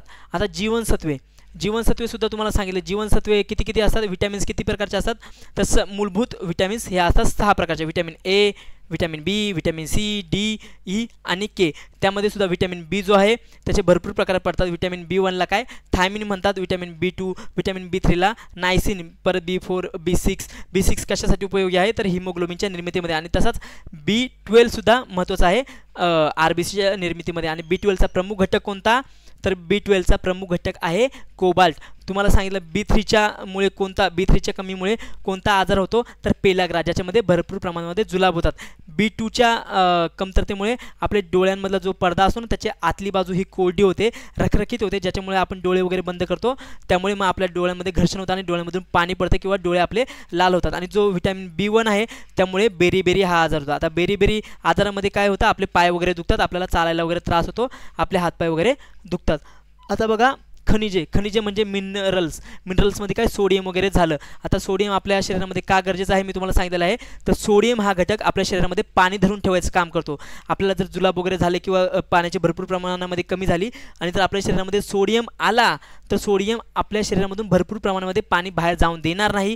त्याच्यामुळे आपण कधी कधी ORSचं घोल पिलं पाहिजे, ORSचं सोल्युशन पिलं पाहिजे, ज्यामध्ये साखर असते, पाणी असतं आणि सोडियम किंवा एका प्रकारचं ते मीठच असतं. आपण जर ते मीठ वगैरे खाल्लं किंवा सोडियम खाल्ला तर ते पिलेलं पाणीसुद्धा आपल्या शरीरामध्ये टिकतं आणि आपल्या शरीरामध्ये पाण्याची कमतरता भासत नाही. आता बघा आपण पुढचा प्रश्न घेऊयात. आता इथं विचारले, पुढचा प्रश्न वाचतो मी. स्कर्वी हा रोग कोणत्या विटॅमिनच्या कमतरतेमुळे होतो? कोणता स्कर्वी हा रोग कोणत्या विटॅमिनच्या कमतरतेमुळे होतो? आता मी ऑप्शन्स वाचतो. विटॅमिन ए म्हणजे option number A vitamin B1, option number B vitamin C, option number C vitamin D आणि ऑप्शन नंबर डी काय विटॅमिन के. आता याचं उत्तरसुद्धा तुम्हाला मी लगेच सांगून देतो. याचं उत्तर आहे option number B vitamin C. Vitamin सीच्या कमतरतेमुळे काय होतो, कोणता रोग होतो तर स्कर्वी रोग. आता स्कर्वी रोग म्हणजे नेमकं काय तर आपल्याला एखादी जखम वगैरे झाली आणि ती जखम जर लवकर भरली गेली नाही किंवा तिच्यावर एका प्रकारे लवकर खपली धरली गेली नाही तर तो सुद्धा स्कर्वी रोग झाला. किंवा कधी कधी बघा आपल्या दातामधून आपण जेव्हा दात वगैरे घासतो दातामधून रक्त वगैरे निघतं, दातामधून कधी कधी वास वगैरे निघतो किंवा दात आपले मजबूत नसतात आणि ते दात काही का होईना हालतात, त्याला सुद्धा आपण काय म्हणू शकतो स्कर्वी रोग. आणि तो कशामुळे होतो तर विटॅमिन सीच्या कमतरतेमुळे होतो. विटॅमिन सी बद्दल आणखी तुम्हाला काय सांगितलं तर विटॅमिन सी आपली रोगप्रतिकारक शक्ती वाढवण्यासाठी खूपच गरजेचं आहे. आणि विटॅमिन सी कशामध्ये असतो तर जे आंबट पदार्थ आहेत म्हणजे लिंबू, संत्री, मोसंबी, आवळा यांच्यामध्ये विटॅमिन सी मुबलक प्रमाणामध्ये आहे. विटॅमिन बी मुळे आताच तुम्हाला B1 मुळे आताच तुम्हाला सांगितलं काय काय होतं तर बेरी हा आजार होतो. आणि बेरीमुळे काय होतं चालायला वगैरे त्रास होतो, आपले पाय वगैरे दुखतात. विटॅमिन B1ला सुद्धा काय म्हणतात थायमिन म्हणतात. आणि तो पेशीमध्ये एनर्जी निर्मिती मायटोकॉन्ड्रियामध्ये जाऊन विटॅमिन B1 थायमिन निर्माण करतो. आणि थायमिन काय करतो सेलच्या मायटोकॉन्ड्रियामध्ये जाऊन एनर्जी ग्लुकोजला जाळण्याचं एका प्रकारे काम करतो, ज्यामुळे क्रेब्स सायकल व्यवस्थितपणे चालते आणि एनर्जी निर्मितीमध्ये सुद्धा विटॅमिन B1 हा खूपच उपयोगी आहे. आता विटॅमिन डी काय करतो तुम्हाला सांगितलं. विटॅमिन डी हा जेव्हा सूर्याचा प्रकाश आपल्या शरीरावर पडतो तेव्हा आपल्या शरीराच्या त्वचेखालचं कोलेस्ट्रॉल जाळलं जातं, ज्यामुळे विटॅमिन डीची निर्मिती होते. आता विटॅमिन डी कोणकोणत्या घटकामध्ये असतो सूर्यप्रकाश तर तुम्हाला सांगितलेलंच आहे. त्याशिवाय दूध झालं, दही झालं, याच्यामध्ये सुद्धा विटॅमिन डी उपलब्ध असतो. आता विटॅमिन डीची जेव्हा कमतरता होते तेव्हा काय काय आजार होतात. त्यामुळे बघा लहान मुलांमध्ये ना हाडं जरा वाकडी होतात आणि त्या आजाराला काय म्हणतात किंवा त्या रोगाला काय म्हणतात, त्या रोगाला म्हणतात रिकेट्स. काय म्हणायचं रिकेट्स. आणि मोठ्या माणसामध्ये विटॅमिन डीच्या कमतरतेमुळे कोणता आजार होतो तर ऑस्टिओपोरोसिस. कोणता ऑस्टिओपोरोसिस. आणि ऑस्टिओपोरोसिसमध्ये काय होतं की हाडं जी असतात ना हाडांमध्ये कॅल्शियम साठला जात नाही. आता विटॅमिन डीच्या कमीमुळे मी तुम्हाला सांगितलंच आहे कॅल्शियम धरून ठेवला जात नाही, म्हणजे कॅल्शियम हाडांमध्ये जात नाही. आणि कॅल्शियम जर हाडामध्ये गेला नाही तर हाडं किचकट होतील, त्याच्यामुळे हाडं कमजोर होतील. तुम्ही जर खेळायला वगैरे गेलात, पडलात वगैरे कुठं तर तुमची हाडं मोडण्याची शक्यता ही भरपूर असते. त्यामुळे विटॅमिन डी सुद्धा शरीरामध्ये मुबलक प्रमाणामध्ये असला पाहिजे. विटॅमिन के काय करतो तुम्हाला सांगितलेलं आहे. विटॅमिन के हा आपल्याला बाहेरून घेण्याची गरज नाही. विटॅमिन के हा आपल्या शरीरामध्ये उपलब्ध असतो किंवा आपलं शरीर स्वतःहून विटॅमिन केची निर्मिती करतं. विटॅमिन के ब्लडमधलं जे प्लेटलेट्स असतं त्याच्यासोबत मिळून प्रोथ्रोम्बिन काय तयार करतं प्रोथ्रोम्बिन तयार करतं. आणि ह्या प्रोथ्रोम्बिनचं नंतर कशामध्ये रूपांतर होतं तर थ्रोम्बिनमध्ये. आणि हे सुद्धा तुम्हाला सांगितलेलं आहे की जर आपल्याला एखादी जखम वगैरे झाली, हा पाय आणि ह्या पायाला जर कुठं पाय नाही कोणत्याही अंगाला जर जखम वगैरे झाली तिथून जर रक्त बाहेर पडतंय तर थ्रोम्बिन काय करतो, थ्रोम्बिन लगेच रेषा वगैरे एका प्रकारच्या रेषा वगैरे छोटे मॉलिक्यूलसारखे रेषा वगैरे तयार करतो आणि ते इथे पाठवून देतो शरीरामध्ये. इथं जिथून रक्त बाहेर पडतंय तिथे पाठवून देतो आणि जिथून रक्त बाहेर पडतंय ना तिथे एका प्रकारची त्या रेषांमुळे जाळी तयार होते आणि ते रक्त बाहेर पडणं थांबतं. आता तुम्हाला आणखी एक गोष्ट सांगतो. आपल्या जर शरीरामध्ये जर कुठं जखम वगैरे झाली तर जेव्हा आपण बघा लहान होतो तेव्हा आपण लहानपणी काय करायचो, कुठून जर पायातून हातापायातून जर आपण पडलो वगैरे जर रक्त निघायला लागलं तर आपण काय करायचो एखादा कागदाचा तुकडा घ्यायचो, त्याला थुंकी लावायचो आणि त्या जखमेवर लावायचो. ओके. कारण त्या आपल्या थुंकीमध्ये काय असायचं, आपल्या थुंकीमध्ये जे जीवाणू वगैरे आहेत त्यांना मारायचा पदार्थ वगैरे असतो. आता बघा आपण पुढचा प्रश्न घेऊयात. पुढचा प्रश्न आहे विटॅमिन के. आत्ताच प्रश्न झाला आपला. विटॅमिन के चे मुख्य कार्य काय आहे? आताच आपण एक्सप्लेनेशन पाहिलं आणि हा प्रश्न त्याच्या पुढेच आला बघा. व्हिटॅमिन के चे मुख्य कार्य काय आहे? ऑप्शन बघा. ऑप्शन नंबर 1 दृष्टी सुधारणे, ऑप्शन नंबर बी रक्त गोठविणे, ऑप्शन नंबर सी हाडे मजबूत करणे आणि ऑप्शन नंबर डी ऊर्जा देणे. आता व्हिटॅमिन केचं तुम्हाला याचं उत्तरसुद्धा सांगून देतो. याचं उत्तर काय सांगितलं मी? रक्त गोठविणे. काय सांगितलं होतं? व्हिटॅमिन केमुळे काय होतं? तर व्हिटॅमिन के प्लेटलेट्सला बोलतो चल आपण दोघं जाऊ आणि प्रोथ्रोम्बिन तयार करू. आणि प्रोथ्रोम्बिन तयार झालं. काही काळानंतर त्या प्रोथ्रोम्बिनचं कन्वर्ट होतं थ्रोम्बिनमध्ये. आणि थ्रोम्बिन काय करतो? तर थ्रोम्बिन जिथं जखम वगैरे झालेली असेल ना तिथे एका प्रकारे रेषा निर्माण करतो. आणि ते रेषा म्हणजे अशी लाईन वगैरे नाही, एका प्रकारचे छोटे मॉलिक्युल्स वगैरे असतात जे रेषांप्रमाणे दिसतात. अशा प्रकारे म्हणा किंवा अशा प्रकारे म्हणा, कशाही प्रकारे असे रेषा तयार होतात आणि त्या रेषा तिथे जाऊन अडकतात. आणि त्या रेषा जेव्हा तिथे जाऊन अडकतात तेव्हा त्या जखमेपाशी एका प्रकारची जाळी तयार होते, ज्यामुळे रक्त बाहेर येत नाही, रक्त थांबतं, जास्त प्रमाणामध्ये रक्त व्हायला जात नाही. आणि जर व्हिटॅमिन केची जर कमी झाली तर जास्त प्रमाणामध्ये रक्त व्हायला जाईल, ज्यामुळे आपल्या शरीरामध्ये रक्ताची कमी होईल. रक्ताची कमी होणे म्हणजे काय? हिमोग्लोबिनची कमी होणे. तुम्हाला पुन्हा सांगतो, रक्ताची कमी होणे म्हणजे मुळात हिमोग्लोबिनची कमी होणे आणि रक्ताची वाढ होणे म्हणजे हिमोग्लोबिनची वाढ होणे. हिमोग्लोबिन काय कार्य करतो? पुन्हा सांगतो की हिमोग्लोबिन फुफ्फुसापासून लंग्सपासून ऑक्सिजन घेतो आणि शरीराच्या वेगवेगळ्या पेशींपर्यंत पोहोचवतो. त्या पेशींमध्ये ग्लुकोज असतो, मायटोकॉन्ड्रियामध्ये तो ग्लुकोज जाळला जातो ऑक्सिजनच्या उपस्थितीमध्ये. आणि ग्लुकोज जाळला गेला तर एनर्जी निर्माण होते. आता दृष्टी सुधारणे. आता हे बघा, हे दृष्टी सुधारणे जे आहे तर ते दृष्टी सुधारणे एका प्रकारे रातांधळेपणा म्हणू शकतो आपण. रातांधळेपणा हे सुद्धा आपण म्हणू शकतो याच्यामध्ये दृष्टी सुधारणे. तर ते व्हिटॅमिन एचंच काम आहे. का?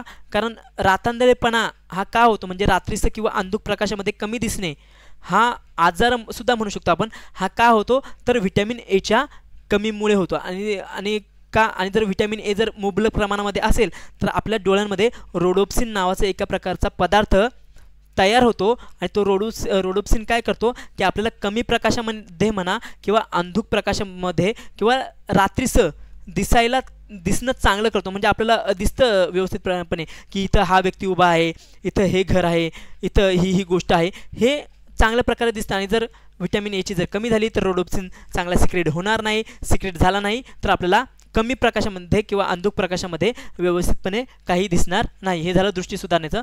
आता हाडे मजबूत करण्यासाठी कोणते घटक लागतात? तर कॅल्शियम लागेल, फॉस्फरस लागेल, फ्लोराईड लागेल. दातांसाठी सुद्धा तेच घटक लागतील मजबूत करण्यासाठी. आणि ते घटक कोणत्या व्हिटॅमिनमुळे होतं? हे हाडे मजबूत करण्याचं काम कोणत्या व्हिटॅमिनमुळे होतं? तर व्हिटॅमिन डी मुळे हाडं मजबूत राहतात. आणि व्हिटॅमिन डी तुम्हाला सांगितलेलं आहे सूर्यप्रकाशामध्ये आहे, दही दूधमध्ये आहे. आणि लहान मुलांमध्ये व्हिटॅमिन डीचे कमतरतेमुळे रिकेट्स होतात, ज्यामध्ये त्यांचे हाडं पायाची हाताची वाकडी होतात. आणि मोठ्या माणसांमध्ये कोणता आजार होतो व्हिटॅमिन डीच्या कमतरतेमुळे? तर ऑस्टिओपोरोसिस नावाचा आजार होतो, ज्यामध्ये हाडे ही किचकट होतात आणि लवकर मोडण्याची शक्यता असते. आता हे ऊर्जा देणे ग्लुकोजचं वगैरे काम आहे. ग्लुकोज जेव्हा जाळला जातो शरीरामध्ये ऑक्सिजनच्या सानिध्यामध्ये तेव्हा एनर्जी निर्माण होते. किती? 38 ATP. आता पुढचा प्रश्न आपण बघूयात. आता बघा पुन्हा बेरी कोणता? बेरी हा रोग कोणत्या व्हिटॅमिनच्या अभावामुळे होतो? ऑप्शन असतो. ऑप्शन नंबर 1 व्हिटॅमिन B1 म्हणजेच thiamine, option number B vitamin B2, option number C vitamin B6, option number D vitamin B12. आता बेरी मी तुम्हाला लगेच याचं उत्तर सांगतो. याचं उत्तर आहे ऑप्शन नंबर ए व्हिटॅमिन B1 म्हणजेच थायमिन. आता बेरी हा जर व्हिटॅमिन बीच्या कमतरतेमुळे होतो. आणि बेरीमध्ये काय होतं की ना व्यक्ती लवकर थकतो किंवा मी आता चालत जर असेल आणि माझे पाय जर थकायला लागले, असं नाही की एका दिवसामध्ये किंवा 2 दिवसामध्ये, रेग्युलरमध्ये जर थकत असेल, थोडंसं जरी चाललं तरी दुखतं, तर समजायचं माझ्यामध्ये व्हिटॅमिन B1ची कमी आहे किंवा थायमिनची कमी आहे. आता बघा व्हिटॅमिन बीमुळे बेरी आजार होतो. एक मिनटं. बेरीला एका प्रकारे तुम्ही ना थकणे सुद्धा म्हणू शकता. थकणे, हात थकणे, पाय थकणे, बेरीला तुम्ही हे सुद्धा म्हणू शकता. आता बघा व्हिटॅमिन B1 किंवा थायमिन हे काय काम करतं रे? व्हिटॅमिन B1 किंवा थायमिन जर शरीरामध्ये मुबलक प्रमाणामध्ये असेल तर ते जाऊन पेशीला सक्रिय करतं. पेशीला सक्रिय करतं म्हणजे काय, पेशीमध्ये एका प्रकारे ऑक्सिजनचा पुरवठासुद्धा व्यवस्थित करतं. पेशीमध्ये आहे मायटोकॉन्ड्रिया. मायटोकॉन्ड्रियाला म्हणतं की तू ग्लुकोजला व्यवस्थितपणे जाळ. ग्लुकोज जर व्यवस्थितपणे जाळाला तर निर्मिती कशाची होईल, तर ऊर्जा निर्मिती होईल. ऊर्जा किती, 38 ATP. 38 ATP नावाची ऊर्जा तयार होईल. एक ग्लुकोज जाळल्यामुळे 38 ATP नावाची ऊर्जा तयार होईल आणि ही ऊर्जा शरीराला सक्रिय बनवेल. एका प्रकारे व्यक्ती गळून गेलेला असेल तर व्यक्ती उभारून येईल, व्यक्ती सक्रिय होईल, एका प्रकारे एकदम चपळ होईल. आपण जर व्हिटॅमिन B1 जर शरीरामध्ये नसेल किंवा थायमिन नसेल तर ही जी पेशी आहे ना, पेशी निष्क्रियसुद्धा होऊ शकते किंवा पेशी हळूहळू काम करेल. त्यामुळे ग्लुकोज आहे ना ते जाळलं कमी प्रमाणामध्ये जाईल, ज्यामुळे एनर्जी निर्माण शरीरामध्ये होणार नाही. आणि एनर्जी जर शरीरामध्ये निर्माण झाली नाही तरच आपले हातपाय गळून पडतात. आणि हातपाय गळून पडणे म्हणजे एका प्रकारे थकणे, काम करायचं मन नसणे. आणि काम करायचं मन नसणे म्हणजेच त्या आजाराला एका प्रकारे आपण काय म्हणू शकतो, तर बेरी असे म्हणू शकतो. म्हणून बेरी हा रोग कोणत्या विटॅमिनच्या अभावामुळे होतो, तर व्हिटॅमिन B1. व्हिटॅमिन B2चा सुद्धा तुम्हाला सांगितलेलं आहे काय, तर हा पडदा आहे. हा पडदा जर आतून डोळ्यांचा हा पडदा आहे, पडदा जर आतून कोरडा झाला किंवा रखरखीत झाला तर तो पडदा असा रखरखीत भाग असा आपल्या ह्या डोळ्यांच्या हा जो डोळा दिसतोय सफेद आणि काळा त्याच्यावर घासला जातो. जेव्हा घासला जाईल तेव्हा एका प्रकारचं घर्षण तयार होईल आणि घर्षण तयार झाल्यामुळे तो डोळा आपला लाल होईल आणि डोळ्यातून पाणीसुद्धा निघू शकतं. डोळे उघड बंद करण्यासाठी खूप त्रास होतो या गोष्टीमुळे. व्हिटॅमिन B6 सांगितलेलं आहे. व्हिटॅमिन B6 काय, हिमोग्लोबिनच्या निर्मितीमध्ये खूपच महत्त्वाचा घटक आहे व्हिटॅमिन B6. आणि व्हिटॅमिन B6 सोबतच लोहसुद्धा हिमोग्लोबिन या प्रोटीनच्या निर्मितीमध्ये खूपच मूल्यवान आहे. आणि हिमोग्लोबिन काय करतो सांगितलेलं, हिमोग्लोबिन फुफ्फुसापासून ऑक्सिजन घेतो, जाऊन पेशींपर्यंत पोहोचवतो जिथे ऊर्जा निर्मिती होते. आता व्हिटॅमिन B12. व्हिटॅमिन B12 काय करतो म्हटलेलं, व्हिटॅमिन B12चा प्रमुख घटक आहे कोबाल्ट. व्हिटॅमिन B12चा प्रमुख घटक कोणता, कोबाल्ट. आणि व्हिटॅमिन B12 काय करतं, तर RBCची निर्मिती करतं. RBCमध्ये काय असतं, तर हिमोग्लोबिन नावाचं प्रोटीन. हिमोग्लोबिन माहीतच काय काम करतं, घेतं फुफ्फुसापासून ऑक्सिजन आणि पोहोचवतो कुठं, पेशींपर्यंत पोहोचवतो जिथे पेशींच्या आतमध्ये असलेलं मायटोकॉन्ड्रिया ग्लुकोजला जाळतो जेणेकरून ऊर्जा निर्मिती होते. आता बघा हा सुद्धा प्रश्न आपला पाहिलेला आहे. आपण पुढचा प्रश्न बघू. आता इथे बघा व्हिटॅमिनबद्दल प्रश्न आहे. फॅट सोल्युबल म्हणजे चरबीयुक्त जीवनसत्वे कोणती. म्हणजे तुम्हाला असं विचारलं आहे की जी 6 जीवनसत्व आहेत ABCDEK यांच्यापैकी कोणती जीवनसत्वे ही चरबीमध्ये विरघळतात. तर त्या ऑप्शन बघा. ऑप्शन नंबर 1 किंवा A आहे ABCD. ऑप्शन नंबर B आहे ADEK. ऑप्शन नंबर C आहे BCEK. आणि ऑप्शन नंबर D आहे ABE आणि K. तर याचं उत्तर बघा काय आहे. याचं उत्तर तुम्हाला सांगून देतो. याचं उत्तर आहे ऑप्शन नंबर B ADEK. ही जी विटॅमिन्स आहेत ना, ही विटॅमिन आहे फॅट सोल्युबल. ही विटॅमिन आहेत फॅट सोल्युबल. आणि विटॅमिन बी आणि C जे आहे ना ते वॉटर सोल्युबल आहेत. म्हणजे आपल्या शरीरामध्ये जिथे फॅट आहे तिथे व्हिटॅमिन ADEK आहेच म्हणजे आहेच. आणि जिथे आपल्या शरीरामध्ये पाणी आहे, फॉर एक्झाम्पल आपल्या रक्तामध्ये सुद्धा पाणी आहे, म्हणजे तिथं काय व्हिटॅमिन B आणि व्हिटॅमिन C उपलब्ध आहे. आता मी तुम्हाला माशीसुद्धा म्हटलं होतं की व्हिटॅमिन C जो आहे ना तो रक्ताच्या निर्मितीमध्ये सुद्धा उपयोगी आहे किंवा रक्ताला चालना देण्यासाठी सुद्धा एका प्रकारे उपयोगी आहे. आपण जेव्हा लघवी वगैरे करतो किंवा लघवीमध्ये सुद्धा व्हिटॅमिन B आणि C असतो. का, कारण लघवीमध्ये जास्तीत जास्त जवळपास 95 ते 97% पाणीच असतं आणि पाण्यामध्ये काय असतं, व्हिटॅमिन B आणि व्हिटॅमिन C असतात. आता आपण पुढचा प्रश्न बघूयात. आता फॉस्फरस मुख्यतः कोणत्या अन्नातून मिळतो. प्रश्न काय, फॉस्फरस मुख्यतः कोणत्या अन्नातून मिळतो. ऑप्शन बघा. ऑप्शन नंबर 1 दूध व दुग्धजन्य पदार्थ, B गूळ, C फळे, D हिरव्या पालेभाज्या. आता फॉस्फरस कोणत्या मुख्यतः कोणत्या अन्नातून मिळतं, तर याचं उत्तर आहे ऑप्शन नंबर A दूध व दुग्धजन्य पदार्थ यांच्यापासून फॉस्फरस मिळतो.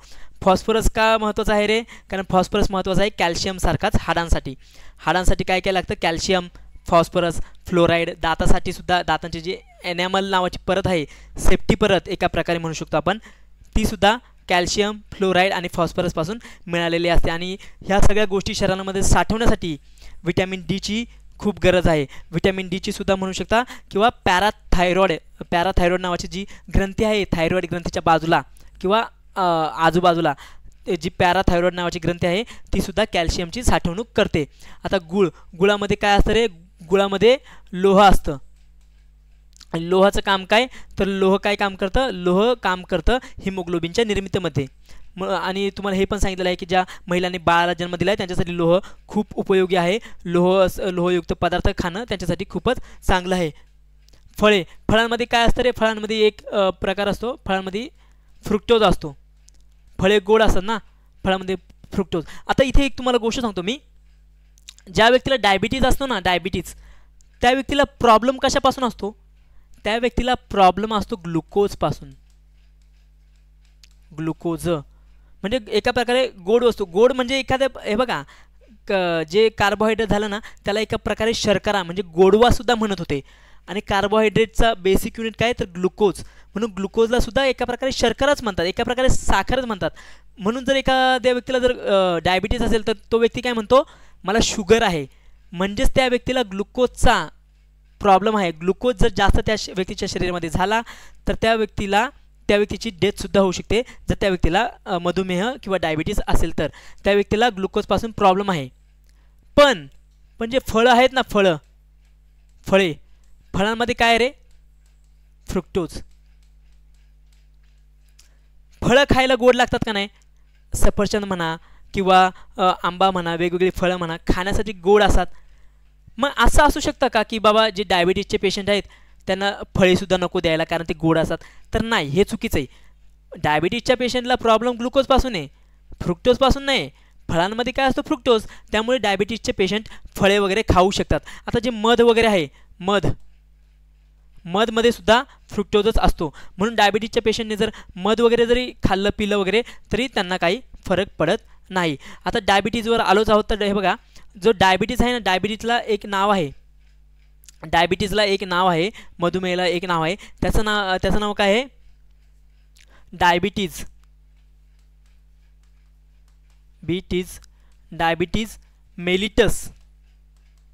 मेलिटस असं सुद्धा म्हणतात. कशाला? मधुमेहाला. किंवा जी रिअल डायबिटीज आहे तिला काय म्हणतात? Diabetes mellitus. आणि आणखी एक बघा नाव आहे, आणखी एक नाव, ते सुद्धा तुम्हाला एक्सप्लेन करतो. डायबिटीज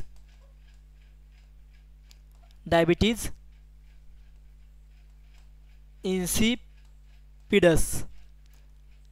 डायबिटीज मेलिटस म्हणजे मधुमेह. डायबिटीज मेलिटस म्हणजे काय? मधुमेह म्हणजे एका प्रकारे ग्लुकोजची अधिकता होणे. आता ग्लुकोजची अधिकता का झाली असेल? कारण इन्सुलिन जो पॅनक्रियाजमध्ये जो हार्मोन आहे सेक्रेट करतो पॅनक्रियाज हार्मोन इन्सुलिन काय करतो? शरीरामध्ये जो जास्त प्रमाणामध्ये ग्लुकोज झालेला आहे ना त्याला पकडतो आणि जाऊन कुठे ठेवतो?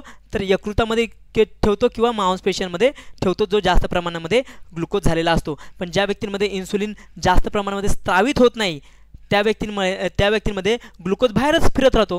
ग्लुकोजला काहीच टेन्शन नसतं कारण पकडणारा बंधू कोण आहे? इन्सुलिन. तो इन्सुलिनच नाही शरीरामध्ये, म्हणून ग्लुकोज भरपूर प्रमाणामध्ये शरीरामध्ये फिरत राहतो. आणि असा जर ग्लुकोज शरीरामध्ये वाढत गेला तर डायबिटीज होतं, म्हणजेच मधुमेह हा होतो. आणि जो डायबिटीज इन्सिपिडस जो आहे ना, डायबिटीज इन्सिपिडस हे का होतं माहिती आहे का? किंवा याच्यामुळे काय होतं? डायबिटीज इन्सिपिडसमुळे वारंवार लघवी येणे हे कशामुळे होतं रे? तर हे होतं डायबिटीज इन्सिपिडसमुळे. एखाद्या व्यक्तीला जर 10 वेळा जातोय लघवीला, म्हणजे अर्ध्या तासाला लघवीला जातोय, 15-15 मिनिटाला लघवीला जातोय, तर त्याला डायबिटीज इन्सिपिडस आहे. आणि डायबिटीज इन्सिपिडस म्हणजे तो मधुमेहाचा त्रास नाही, तर त्याला वारंवार लघवी येते थोड्या वेळाने म्हणून. आणि जर लघवी जर वारंवार येत असेल तर त्या लघवीला कंट्रोल करण्यासाठी सुद्धा एक हार्मोन आहे, पीयूष ग्रंथी. आपली शरीरामध्ये पीयूष ग्रंथी आहे डोक्यामध्ये, ज्याला मास्टर ग्लँडसुद्धा म्हणतात. तर ती मास्टर ग्लँड काय करते माहिती आहे का? मास्टर ग्लँडना एक हार्मोन सिक्रेट करते. ते हार्मोनना रुक्कांमध्ये जातं. ते हार्मोन रुक्कामध्ये म्हणजे एका प्रकारे किडनीमध्ये जातं आणि किडनीला म्हणतं किंवा किडनीवर एका प्रकारे मदत करतं किडनीचं. ते ना मॅनेज करतं की किती प्रमाणामध्ये पाणी बाहेर गेलं पाहिजे किंवा किती पर्सेंटेज किंवा किती प्रमाणामध्ये पाणी बाहेर गेलं पाहिजे किंवा किती प्रमाणामध्ये पाणी जे ते लघवीमध्ये कन्वर्ट झालं पाहिजे. आणि त्या हॉर्मोनचं नाव काय तर ADH, anti diuretic hormone. Anti diuretic hormone कोण सिक्रेट करतं तर पीयूष ग्रंथी म्हणजेच पिट्युटरी ग्लँड, जिला मास्टर ग्लँडसुद्धा असं म्हणतात. ही जी ग्लँड आहे ना ती शरीरातल्या सगळ्या अंतस्रावी ग्रंथींना मॅनेज करते किंवा कंट्रोल करते एका प्रकारे. आणि हिला कोण मॅनेज करतं तर हिला हायपोथॅलेमस, हिला हायपोथॅलेमस मॅनेज करतो. हिला मास्टर ग्लँड म्हणतात आणि याला म्हणतात हायपोथॅलेमसला सुपर मास्टर ग्लँड. आता ADH काय करतं तर यकृतामध्ये येतं आणि यकृतामध्ये पाणी जास्त जाऊन देत नाही बाहेर.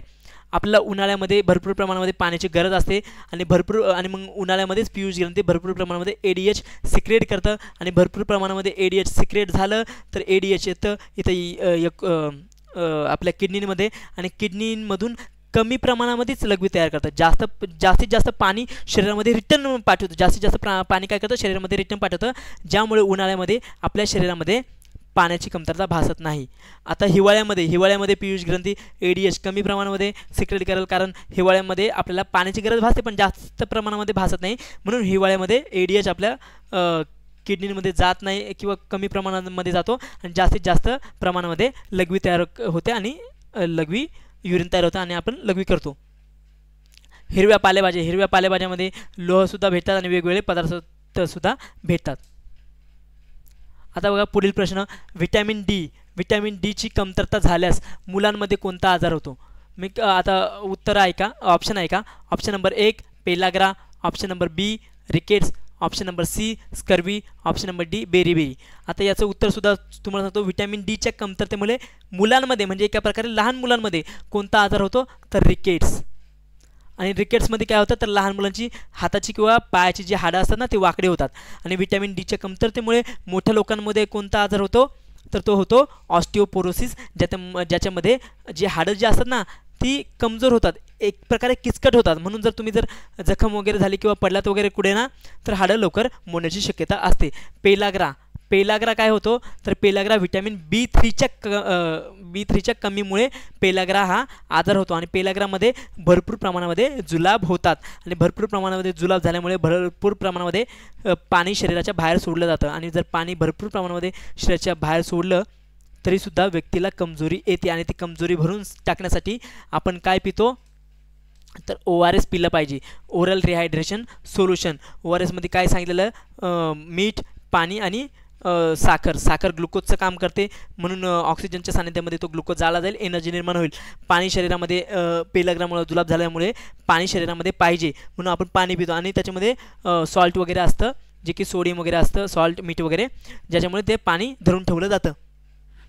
स्कर्वी काय सांगितलं होतं आपल्या जखमेवर जखम वगैरे झाली त्याच्यावर जर लवकर खपली धरली गेली नाही किंवा आपल्या तोंडातून दात वगैरे घासताना रक्त वगैरे निघलं किंवा दातांचा वास वगैरे तोंडाचा वास येऊ लागला किंवा दात वगैरे हालू लागले तर त्यालाच काय म्हणायचं तर त्याला स्कर्वी म्हणायचं. आणि बेरीबेरी व्हिटॅमिन B1च्या किंवा थायमिनच्या कमीमुळे होतो.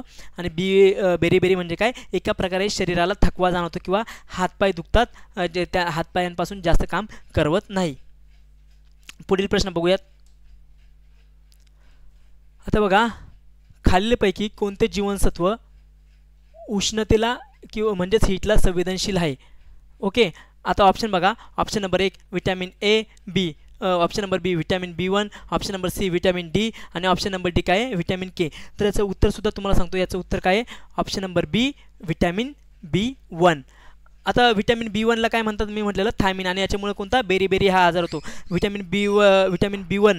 व्हिटॅमिन B1 काय काम करायचा, थायमिन काय काम करायचं तर पेशी, तर जी पेशी आहे ना पेशीला सक्रिय करायचं किंवा पेशीच्या आत जो मायटोकॉन्ड्रिया आहे ना त्याच्यामध्ये असलेल्या ग्लुकोजला ऑक्सिजन जेव्हा जाळतो त्याच्यामध्ये तो सुद्धा थायमिनसुद्धा सहभागी व्हायचा. म्हणून व्हिटॅमिन B1 सुद्धा शरीरासाठी महत्त्वाचं आहे. व्हिटॅमिन A1 काय काम करायचा तर एका प्रकारे डोळ्यांमध्ये रोडोप्सिन नावाचं एका प्रकारे पदार्थ सिक्रेट करायचा ज्यामुळे आपल्याला कमी प्रकाशामध्ये सुद्धा चांगल्या प्रकारे दिसेल. व्हिटॅमिन D काय काम करायचा तर व्हिटॅमिन D शरीरामध्ये किंवा हाडांमध्ये म्हणा किंवा दातामध्ये कॅल्शियम एका प्रकारे साठवण्याचं काम करायचा.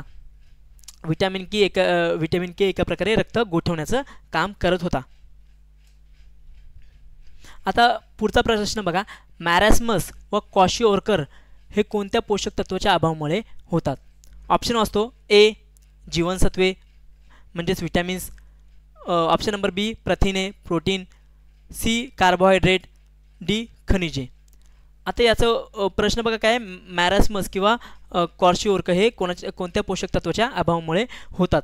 आता याचं उत्तर काय, तर याचं उत्तर आहे योग्य उत्तर ऑप्शन नंबर बी प्रथिने म्हणजेच प्रोटीन. आता क्वार्शिओर्क मॅरास्मस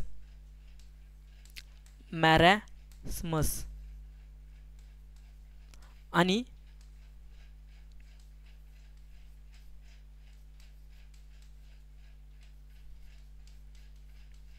क्वार्शिओर्कर बघा, जो मॅरास्मस आणि क्वार्शिओर्कर आहे ना, हे दोन्हीही प्रोटीनच्या कमीमुळे होतात. तुमच्या शरीरामध्ये जर एक वेळेस कार्बोहायड्रेटची जर कमी झाली तर ग्लुकोजची कमी होईल, तुमच्या शरीरामध्ये एनर्जी कमी निर्माण होईल. पण जर तुमच्या शरीरामध्ये जर प्रोटीनची कमी झाली तर तुमचं शरीरच बनणार नाही. हे जे आपलं शरीर बनलं आहे ना, हे एका प्रकारे पूर्णतः प्रोटीननीच बनलेलं आहे.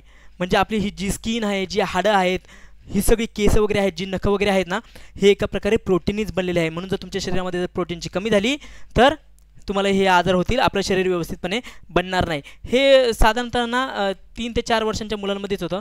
3 ते 4 वर्षांच्या मुलांमध्येच हे मॅरास्मस आणि क्वार्शिओर्कर हे आजार होतात. आता मॅरास्मसमध्ये बघा, मॅरास्मसमध्ये ना प्रोटीनची कमी झाल्यामुळे जे बालक जे असतं ना, ते एका प्रकारे ना पूर्णतः सुकडं असतं किंवा कृश प्रकार असतं. कृष नाही, कृश म्हणजे एका प्रकारे पूर्णतः हाडांचा सापळा त्या बालकाचा दिसतो. कधी कधी तर आतले जे ऑर्गन्स आहेत ना, ते सुद्धा दिसतात. ह्या बालकाला पोट वगैरे नसतं, हा बालक पूर्ण एकदम कृश वगैरे असतो, हाडांचा सापळा वगैरे दिसतो. आणि ह्या बालकाला ना प्रोटीनची कमी भरपूर प्रमाणामध्ये जाणवते आणि याला भूकसुद्धा भरपूर प्रमाणामध्ये लागते. ह्या बालकाला भूक भरपूर प्रमाणामध्ये लागते.